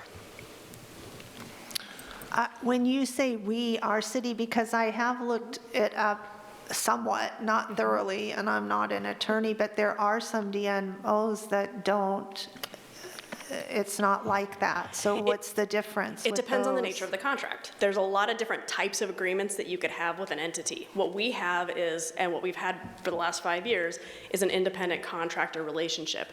And if you look up the definition of that through the IRS, it's all we can control is the results. They have to have all the day-to-day control on how things happen, why things happen, when things happen, and how they achieve those results. If we do too much of the management of the day-to-day operations, or if we have content control, because once we start talking intellectual property rights, then we're going to want to have content control. When we go down that path, then we're starting to talk more about an employment relationship as opposed to an independent contractor, which triggers labor laws and benefits and other things. And that's a path that we don't want to go down. What we want to do is say, bring us more tourists and staff the Welcome Center and let them do their job and bring us those things back however they choose to do it. But that means that they're going to own the rights to whatever they're producing, but they're going to let us use it in order to also help enhance that tourism goal. So you said it's a contract that we've gone into, but other cities may have different contracts They may have a with work their for hire, DMOs. they may have another setup, but our particular system has them as an independent contractor. So we could do that setup, but we have chosen not to for those reasons you expressed, but we Yes. could. Okay, thank you. So with that being said, I have a feeling that a lot of our line of questioning is actually overstepping the bounds of this contract agreement. Right, we want an independent contractor that gives us the results without the day-to-day management. Okay, further question, sorry, I had to take that one in a second. Further questions, I have Rob and then Indra again. Rob? So Victoria too, The sorry. same, actually, I think Victoria was before me. Oh, thank you very much for yielding. You are correct. Victoria, did you want to weigh in first? Okay. She yields to you, Rob. Thank you. So the same, on the same paragraph, and it's, I guess it's page 6 of the contract or 524 of the packet. It's 6C. I think that's the same paragraph that Indra was just referring to. If we get down to the 5th line there's actually, I wouldn't say there's 2 lines that are in conflict, but there is a little bit of confusion. So when we get down to the 5th line, when it says the contractor, well, the 4th line, the contractor grants the city a perpetual royalty-free, non-exclusive license to use any intellectual property created with city funds for tourism promotion purposes. Okay, so the key that what I'm pointing out here is that created with city funds. Then on the last line, it says the city's license shall remain in effect for materials created during the agreement term. Well, to me, those could be 2 slightly different. To me, both of those lines should say for materials created during the agreement term. The one above it says created for funds with city funds. The one on the bottom says if it was done during the term. Both of those lines should be for materials created during the agreement. Don't you agree, Stephanie? Why would there be a distinction between those 2? Because it adds a confusion that's unnecessary, a bone of contention that would have to be solved legally later. If you can give me just a moment to digest those quickly.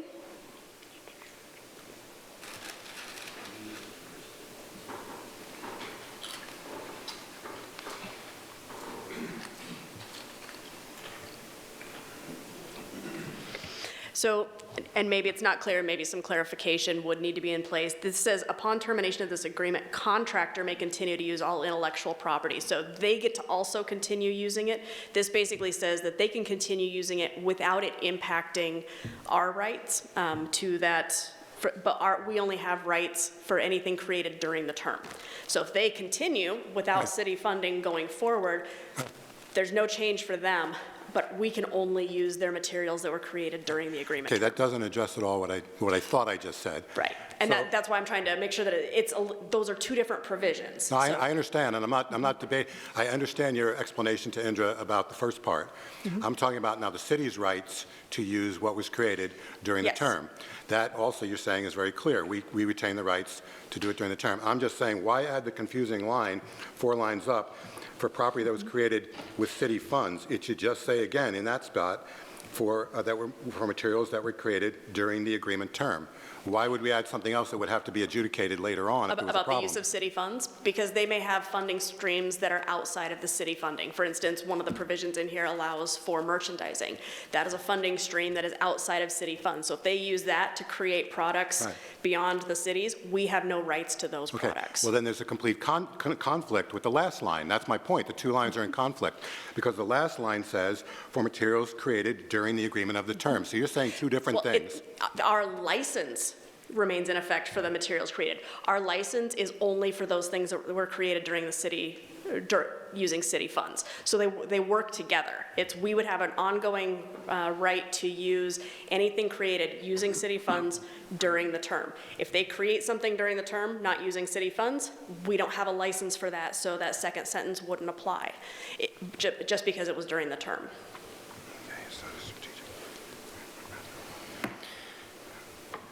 So I understand what you just said as... Thank you.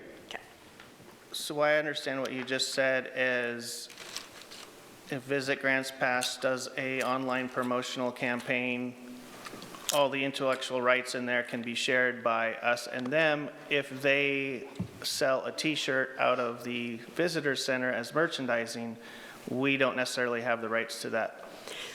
Nope, and the merchandising is a separate provision. They have the rights to all of that if they choose to do merchandising. But if they use the funds from the merchandising to do something different than what they're doing with the city funds, we don't have any rights to whatever they choose to do with that money. Yeah, I was just trying to dumb down. Promos.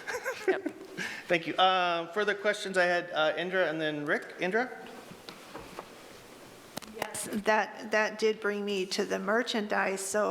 So any branding or logos they use for us, I think it's a bad deal for the city. Like, you take a new route and there's some other stuff and you put GP on it, and according to the statement of activity, you have very few funds coming in that aren't public funds. That's correct. Right? So they're mostly public funds.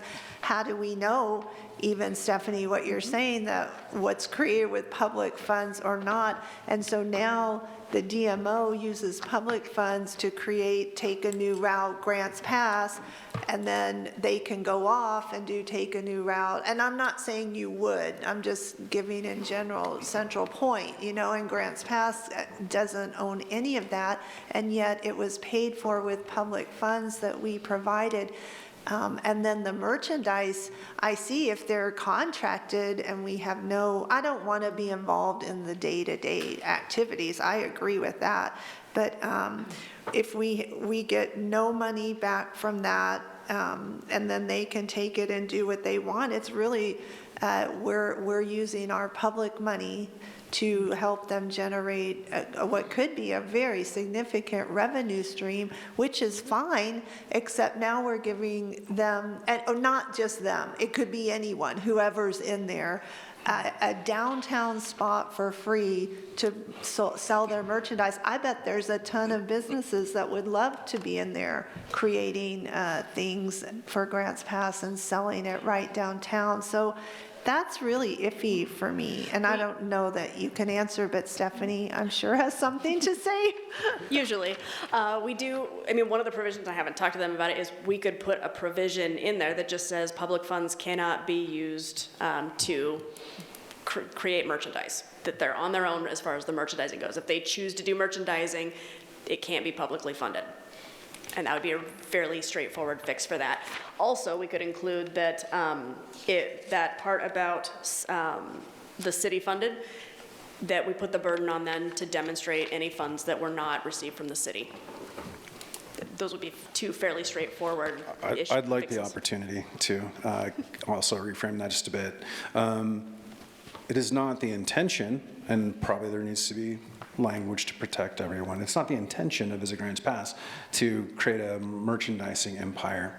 Those are promotional items meant to create walking billboards and advocates for the city and have a novelty, a tchotchke, a reminder of their great time here. We turn around and take any funds received and we can almost self-fund continuing to create merchandise and other marketing opportunities. So if we don't think of it as a for-profit endeavor, but rather just another way to market, it changes the complexion of that a little bit, and that would be the intention for sure. And you would see that, again, on any reporting that we would do, so it'll already be there. Further questions? I got Rick, and I'm going to remind you, you guys got about 15 minutes left. So Stephanie, I think one of the issues here is on intellectual property. And 5 years down the road, if the current organization decides to move on, can't we have a provision in that contract that says we have the option of negotiating purchasing the intellectual property we want? For instance, if they produced a stellar t-shirt we just love, and we don't want them to walk off without offering us, the city, the opportunity to own that, to continue to use that. That would be something we could discuss with them if they were interested in having a provision along those lines. I'm sorry, couldn't? Yeah, we could discuss that as an option if they're interested in including such a clause. But I wonder, the concern has been raised on intellectual property, if that would be one way to address it. You know, it could be just a dollar exchange, it could be $10,000 depending on what the value is, and we may say, no, we don't want to buy it because the price tag is too high. We could put a first right of refusal clause in there. Okay, thank you. Further questions? I got Victoria, and then Rob. So really what I'm most interested in is what I talked about before, the 30,000-foot view. And we made this contract, it was about 5 years ago. So I think there are counselors up here who were involved with that. And the idea was to bring tourism in, and we have a contract to do that. And it seems to me like it's been done. So I like that. I think that's really good.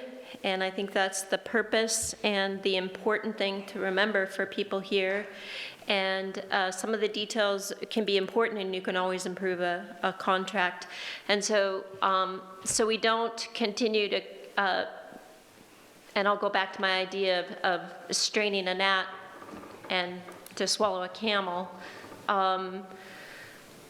I don't think it's a good idea to take people we have contracted to and to just look at the micro if they're delivering the macro. So maybe in the contract we could have some kind of reporting, because I've seen it, I kind of alluded to it before. There are cities in our state that aren't getting tourism, Grants Pass is. And I think anecdotally anyway, we could say it's because of the money we have invested into Visit Grants Pass and Main Street and Chamber and others. So would there be, and maybe this is a question for Stephanie, maybe it's for JC, would it be easy to add that into a quarterly or yearly report? So it would just be very easy for council to see. We put this amount of dollars into this, we invested it, and this was our return. It's not going to, obviously, it's not going to be one for one down to the dollar probably, because there are a lot of variables that we probably couldn't track.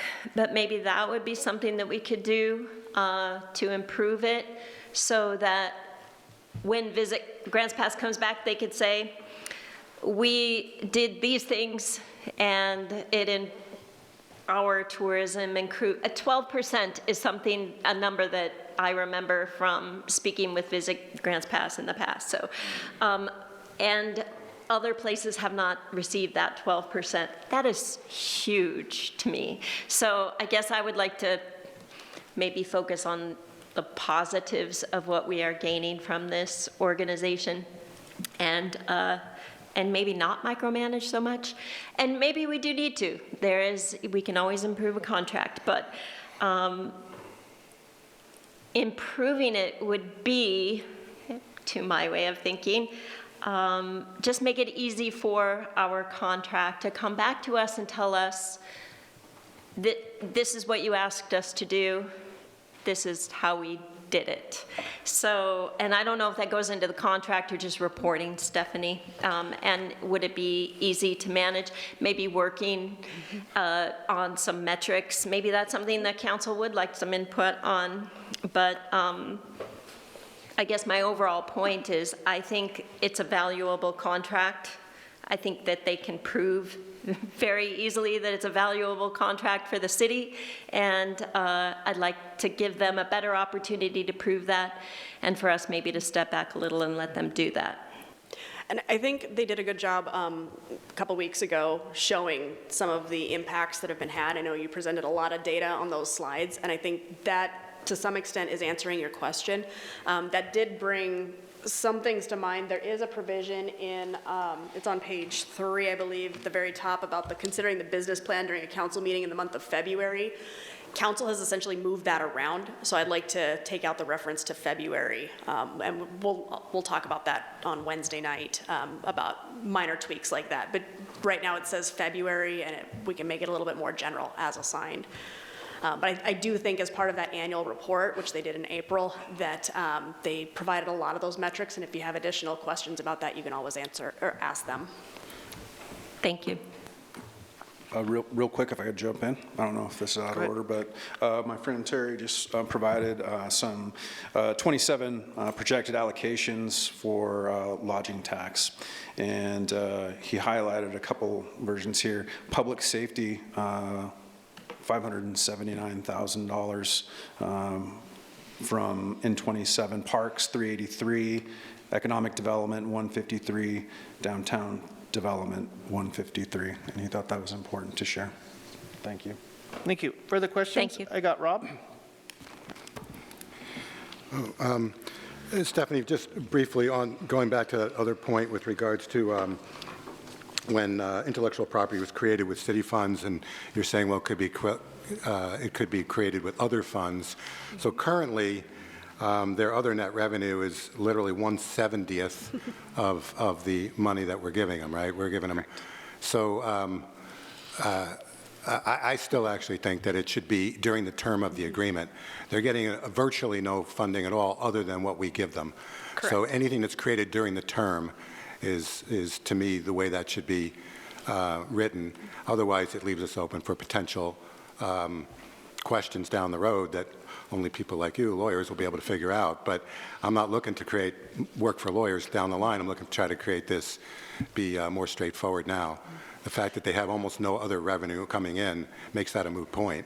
It should just be during the term. And I think that would be a question for them. And the question would be, should we, are they intending to seek other revenue sources over the next 5 years? And if so, we want to leave that in there, but maybe put in a provision that if they use city funding for for creation of merchandise, or if they use outside sources for creation of merchandise, they have to document that funding source so that it's clear and documented that it's not city funding that was used. So that would be my suggestion there. Alternatively, we can take that out, but then we'd be asking them not to find additional funding because everything's going to be city funded. Okay, so that brings up actually my next point. When you're talking about asking them to document certain things, so in page 7 of the contract, or 525 of our packet, number 8, and I guess maybe I'm looking to JC to add some clarity here. The first sentence says that annual review and audit. And by the way, I'm a little bit disturbed that the city has gotten the audits but not given it to council. You guys should have emailed us those audits because that did come up in questioning last week, and we should have those right now. I don't know why the staff didn't give us that. But annual review and audit. The financial books of the contractor will be audited or reviewed annually by an independent certified public accountant. So that sentence has a bunch of questions for me, JC, and maybe you can help add a little clarity. How would you legally define what the word reviewed means, that the book shall be reviewed by someone? What does that mean? So in an auditing sense, it is more or less a third-party entity, auditor, goes through and makes sure that there are no material findings on their reporting. So the word, are you making a distinction between the word audit and review? Because it says audited or reviewed, and I'm asking you legally, what does review mean? There is a report normally, and Okay. I believe Aaron just sent out their financial statements. There's a report that they give with their independent accountant's review report, which is a letter in the beginning part of their audit and their financial statements. So the audit's different than a review? I view them one and the same. Okay. So why do we even use the word review? Why don't we just say audit? English language is complicated, and we get to use multiple words for the same thing. Well, Stephanie, why don't we just use the word audit? But we can do that. okay. This was based on the original language from Okay. the original contract. And then the other question I have there is, how do we define what is actually an independent public accountant? What does independent mean? Is that someone that the city chooses, an outside third party the city chooses to for them, or do they just use their buddy who's an accountant? How does independent, what does the word independent mean there? Maybe Stephanie can, or JC can answer that So question. my viewpoint of our own auditor contract is it is a third party. It's external from the city. Typically, you either go out for bid or an RFP process to acquire those services and make it a competitive offering. Okay, so independent in this case then would be not someone that the contractor chooses, it would be an outside party. It's not someone that the contractor would choose, it's someone that someone else would choose. It would be. They would be the ones, just like we choose who our independent certified public accountant is for our audit. We have a process that we have to follow due to public contracting rules. They would choose who their independent certified public accountant is, and they would follow standard best practices for doing that audit. Okay. Okay, and we have... It's basically a third party. So independent meaning third party CPA. Okay, thank you. And then we get to number 9, which is below it.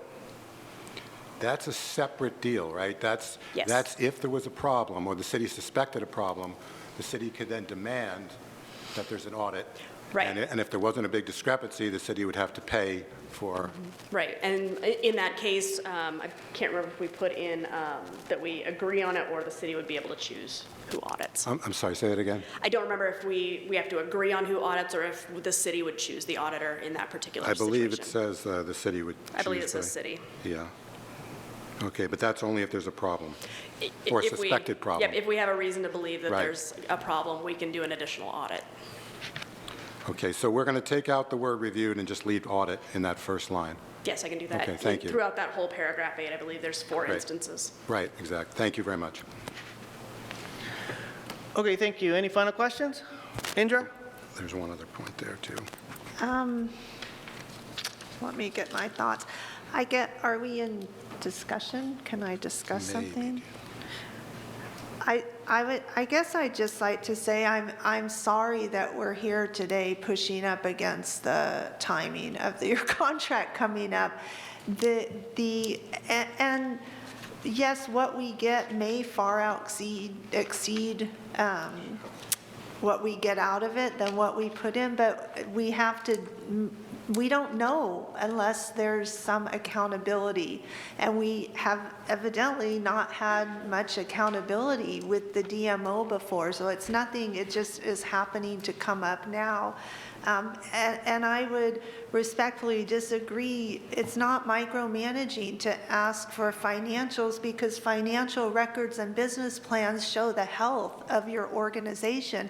We're looking at a lot of money, $600,000 to $800,000 plus a year as we grow and get more tourists, $1 million, $2 million, hopefully going forward. So it's it's a lot of money, and we have a responsibility of oversight, right, of public funds. So it's nothing specific against you, and we can believe that your organization, you are going to do the best you can, but what happens if you're gone? We have to look at the process and the long term of whoever is in there, right, to do that. So I'm concerned. I would like to see a lot more accountability. I'm concerned right now about, just to be honest, awarding a 5-year contract for, $4 million or whatever. So that's my concern. I just want you to know I would be willing to do a year and then get that accountability and see, but it's not completely your fault. But you said you guys meet with the city often. And so in your meetings, I don't get how we miss getting all this information and the reports, and then when you're supposed to in the contract, 2 weeks before the first meeting in January is when the presentation should be. And that's when we should have been having this discussion.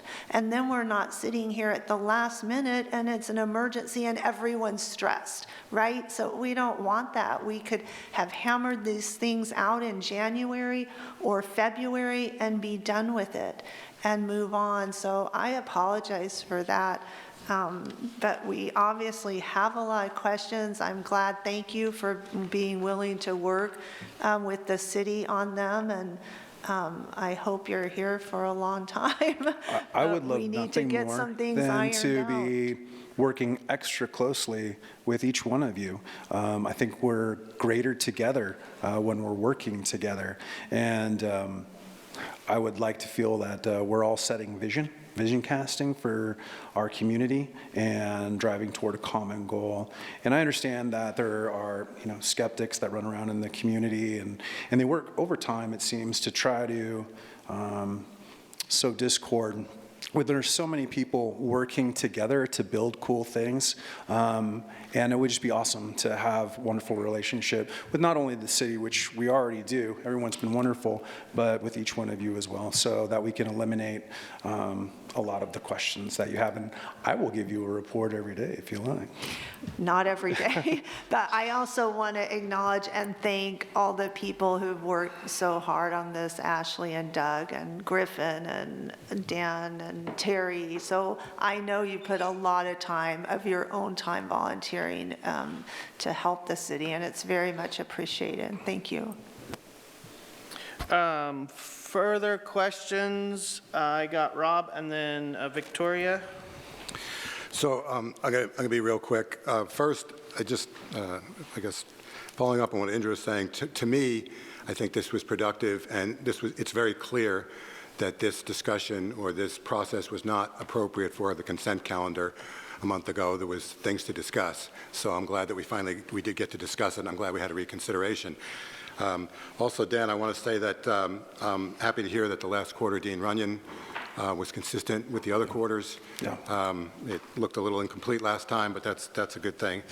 And also, I just wanted to say that, while the guys are sitting, or the guys and women, I guess, are sitting in that part over there, you guys essentially, and I'm not trying to put you in a box, you kind of have one job, is to do this for the city. And I just want to, make it clear to you guys, we have two jobs. Understood. We want to support that, while we also have to be accountable for taxpayer dollars to the taxpayers. So we have two jobs, and you guys have one job, and great, you're focusing on it, and we have to focus on two, and that's what we're doing today. I understand 100%, and I appreciate the opportunity to talk it through. I think it's your responsibility to make sure that all those people that are watching on that camera right now get all of the answers that they deserve. It's their community, and I would love nothing more for them to be able to hear all of your questions and have the opportunity to answer them. Further questions? I got Victoria. You got 2 minutes on a hard stop. Okay. So just crystallizing, getting down to the reason for the contract, it is to increase tourism. I believe that you have increased tourism. Is there a just very simple way to report that back, do you think? An easier way maybe, so that people can see, the people who, like you said, very good, who are behind the camera can see, we are delivering to you what you asked us to deliver. It's really one metric and one metric only, and those are the TLT dollars. And so those either go up or they go down. And as they go up, the entire community wins. All that stuff that I just shared from Terry, all of that goes up. We bring more people, and we increase economic prosperity for everyone that works so hard in our community. So I would say that's the number. If you really want to know whether things are going well or going poorly, we need to look at those seasonally, probably a rolling annual quarterly report. Contextually, what's the rest of the industry look like? What does it look like statewide? What does the rest of the Rogue Valley look like? And we can provide all of that. Dean Runyon is kind of the, the flag bearer, the standard bearer for some of these, and those come out annually. So we don't always have the benefit of other aggregated metrics, but you've got TLT dollars, those come in, and we can look at those, and if we have an off season, you can go, hey, what the heck's going on? And together, we can come up with solutions to actually do a better job. Yeah, that seems to me like it would, that's the most important thing, so that we can make sure this keeps continuing forward and that tourism continues to grow, and so the people can see, hey, city put into this contract and this is what they're getting back. It would be something that we could, if it could be shown on a city website, that would be really wonderful. Maybe even in the reports that Aaron puts out that are so helpful to me, I know, and to the public. Maybe that could be included, and so that the public would see those things. Thank you. Thank you, Victoria, and I'm going to call a hard stop on that because I put a 2-hour limit on these workshops, and so I do know that we have a little bit more business to attend to, so I'm going to give a little bit of 15-minute bandwidth on this. Thank you very much for your participation. Stephanie, do you have a handle on changes that would have been requested? I have those, the couple that we talked about. We can do any last-minute fine-tuning on Wednesday night when we're actually discussing about approval of the contract. Thank you very much. With that, we're going to end this, try to keep with about another 15 minutes maximum. Is there anything that any counselor has questions in regards to Wednesday night's meeting, Wednesday night's agenda? Joel? On page 3, Roman numeral 2, II at the top, it talks about, it's 3, the second one down. City Council shall approve the business plan unless it determines in writing with justification. The council enter to a 30-year, and that's supposed to be in February of each year. Yeah, hold on, Joel. Yeah. We're beyond past that, and that was addressed by Stephanie, that she's going to reiterate that timeline. Well, have we seen the business plan? So that was essentially what you heard a couple of weeks ago in April. And so what my proposal for additional language would be, have it read meeting in the month of February each year or as scheduled by council, because what happened, the history behind it is it used to be in February, and then the mayor bumped it out into April and kind of consolidated it with all the other tourism-related entities. So we just want to make sure that it's flexible to meet council's needs. It wasn't this mayor. Okay, so we probably need to change it. Oh, good. So you're saying we've already seen the business plan for the first year? Correct. Okay, thank you. Cool. Okay, at this moment in time, we are discussing agenda review, which is regards to our Wednesday night meeting. Rob? So during the agenda process, the city manager, the mayor, and Councilor Riker and myself, we had talked about the possibility of a lot of these, the fees for these different organizations to use Riverside Park. And I think that in that room, we all had agreed that if we were going to waive fees, which seems to be almost like a common practice now, that we would agree that we would not be waiving the refundable damage deposit, that would be something that would be etched in stone. So, and we had talked about bringing it up prior to Wednesday's meeting. So do we want to have any discussion on that? But the concept is that while very often council sees legitimate value in waiving a lot of the fees to use the park, it didn't seem responsible or really smart to waive the damage deposit, because to me, if damage deposit is in place, I think that the organizer of the event is just going to be slightly more careful. And so anyway, that's what we talked about. So I'm hoping that we can have that as a policy moving forward into Wednesday night. So Rob brought up a great point is regards to Wednesday night when we're talking about park events, that should be kind of on your forefront. Is one reason I think it's very acceptable to continue to ask for security deposit, which goes directly back to parks for cleanup and or damage repair. If the event goes off without a hitch, the security deposit gets given back. So I think it's a very viable thing. Any other questions, concerns about Wednesday night's meeting? Indra. I have a question about you putting Wednesday night meeting on here, because, so if we just have you just want to know if we have a question on Wednesday night meeting. What if we have a question on what's just on the agenda? Because we used to be able to talk about that. Should I wait till Wednesday's meeting to talk about On the that? city council workshop agenda, it says agenda review. We're going to discuss the business meeting first, and then we will discuss calendar events, which means go forward agenda.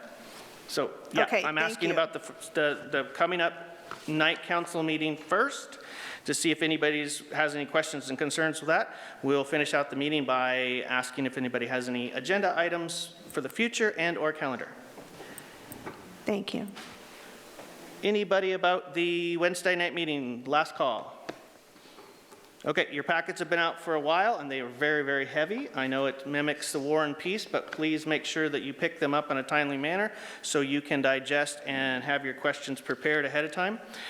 At this point, we will open it up for agenda review or calendar items going forward. Kathleen and then Indra. Kathleen. So I was wondering if we can, or have we thought about doing something for the 250th anniversary celebration of our nation? Somehow incorporating that into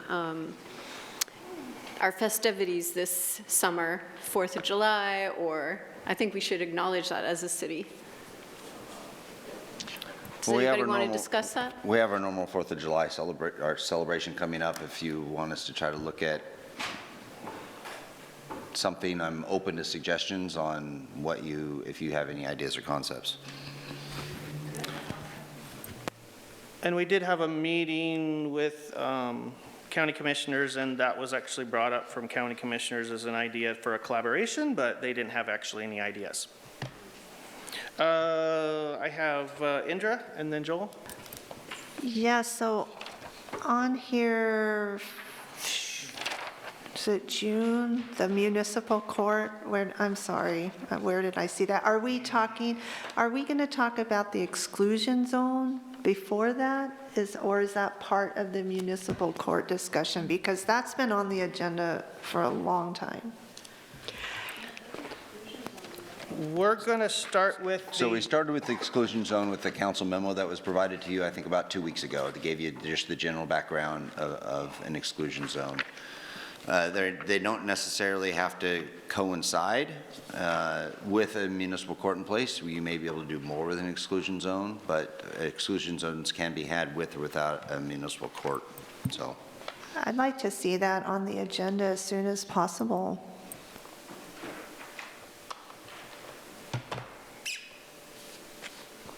Okay, so the exclusion zones went out in a memo for first bit of education in regards to areas that are close to us. If you want to bring that forward, I would go back to that memo email and then respond accordingly and see if we can get and we can try to put that on an agenda going forward. So it used to be on the back of the agenda. And so how did things get taken off that way? Was it? Yeah, it was under memo, and so we sent it out under memo. So basically, if you want to have a further discussion from the memo, I think the end of the memo asked if council wants to have this further and request a workshop, then go ahead. So this might be your time if you're wanting to request that. and there's 3 or more council members that would also like to have that on the agenda, the mayor will look at trying to schedule that in an upcoming workshop along with staff and our ability to get that in front of you. So Okay, I think with the the site closing and maybe a bit of turmoil coming in the near future, I really think we should get that on the agenda. And I would like to see it as soon as we can. If I could get support, that'd be great. Sure, go ahead, Rob. So going back a ways, it was kind of, I guess, agreed upon that it seemed like there was 3 pieces to that. It was an exclusion zone, a potential municipal court, and then where would someone who was found guilty or whatever be sent, and why wouldn't they be released from the county jail? If the 3 don't work together, I personally don't know how well any one of those were going to work separately. Mm-hmm. And they were looked at, and at one point, they were on the back of the agenda as 3 items together. So to me, that if we're going to have that discussion and have it be productive, and not just have it be more paper or more laws on the books, we want it to actually be able to solve a problem for us. So that's the way I was looking at this, is that it would be a comprehensive discussion of the 3 pieces that are necessary to work together, rather than just something that we can point to that say was an accomplishment, doesn't really do very much. So I'm all for having the comprehensive discussion of the 3 pieces, but to look at one or the other, I think is, to my way of thinking, at least for me, is a waste of time. But if we want to have the whole discussion, and that could involve bringing the sheriff in to describe to us what's happening at the jail, what we can expect from him. It could be more about the municipal court, decide what possibly more teeth that might give us in an exclusion zone, but to just have paper on the books. Because when Stephanie sent that email out about the exclusion zone, I asked a question back. I think everybody saw it. Maybe not. Maybe it was just to her. But I pointed out something that was in the Daily Courier just that very day of a guy that got arrested 27 times. I said, so what is an exclusion zone going to do to prevent that guy from getting arrested a 28th time? We're going to be wasting police resources and funding to have the cops go and arrest this guy again. So, for an exclusion zone violation. And then he's going to go be a bad guy outside the exclusion zone. So to me, that's, I look at that as kind of a waste of time and money. But if we can put the 3 together, I'm all for having that discussion.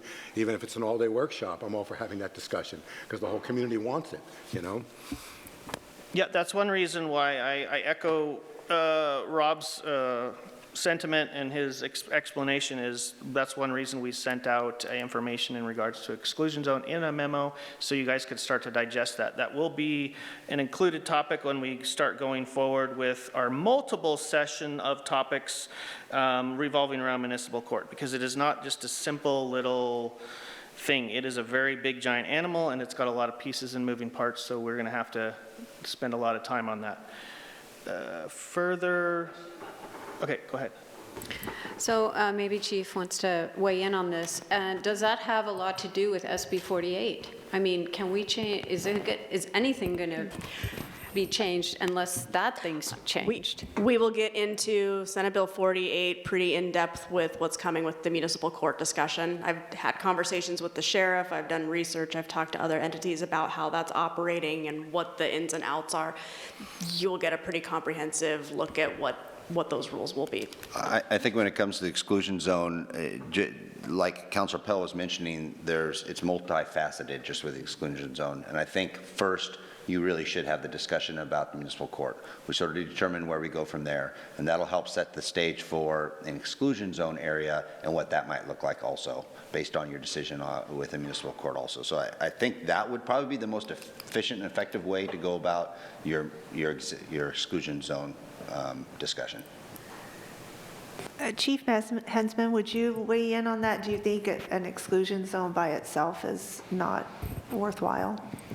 Well, I'm a glass half full kind of person, and if there were more laws on the books to help our department, that's not a bad thing, but I certainly do not agree with anything I heard from Councilor Pell to the city manager to the city attorney. I think it will give us, I think having a municipal court would be fantastic for the city of Grants Pass for a lot of reasons. Assuming the municipal court won't even be up till next year, I mean, do you see an exclusion zone being helpful in the meantime, or no? You asked me a point-blank question, my answer would be yes. I do see an exclusion zone being helpful even without a municipal court. With that being said, I would like to reconsider with council about moving forward since it's an easier thing to maybe do and get done faster. Okay, yep, it's on the back of the agenda. Joel, you got a few seconds left. What you need? Well, I have the item from the Budget Committee with the water treatment, wastewater treatment plant and the urban renewal dollars. I know the city manager wants to put it towards capital investment, just capital. And then there was some discussion of maybe having it offset some of the bill for folks. But anyway, there's several different options there, but we need to put that on the agenda of that motion that was passed and the Budget Committee. And then the other thing I had was I saw an email, and correct me if I'm wrong, but it talked about the legalities of the tourist lodging tax allowed us to put a few more dollars towards public safety. And it would be nice to have a presentation on what that would mean and how that goes, and if we do that as part of a TLT, total tax presentation, or on its own, I'm okay either way. I'm going to ask Aaron to acknowledge your request and weigh in on that because I think there's a simple, quick answer. There is mayor potential to adjust approximately $47,000. It's not going to come out of nowhere. You're going to have to prioritize. But if you want to have that discussion, council, then it would need to be an item we put on the back to have a discussion about TLT allocations.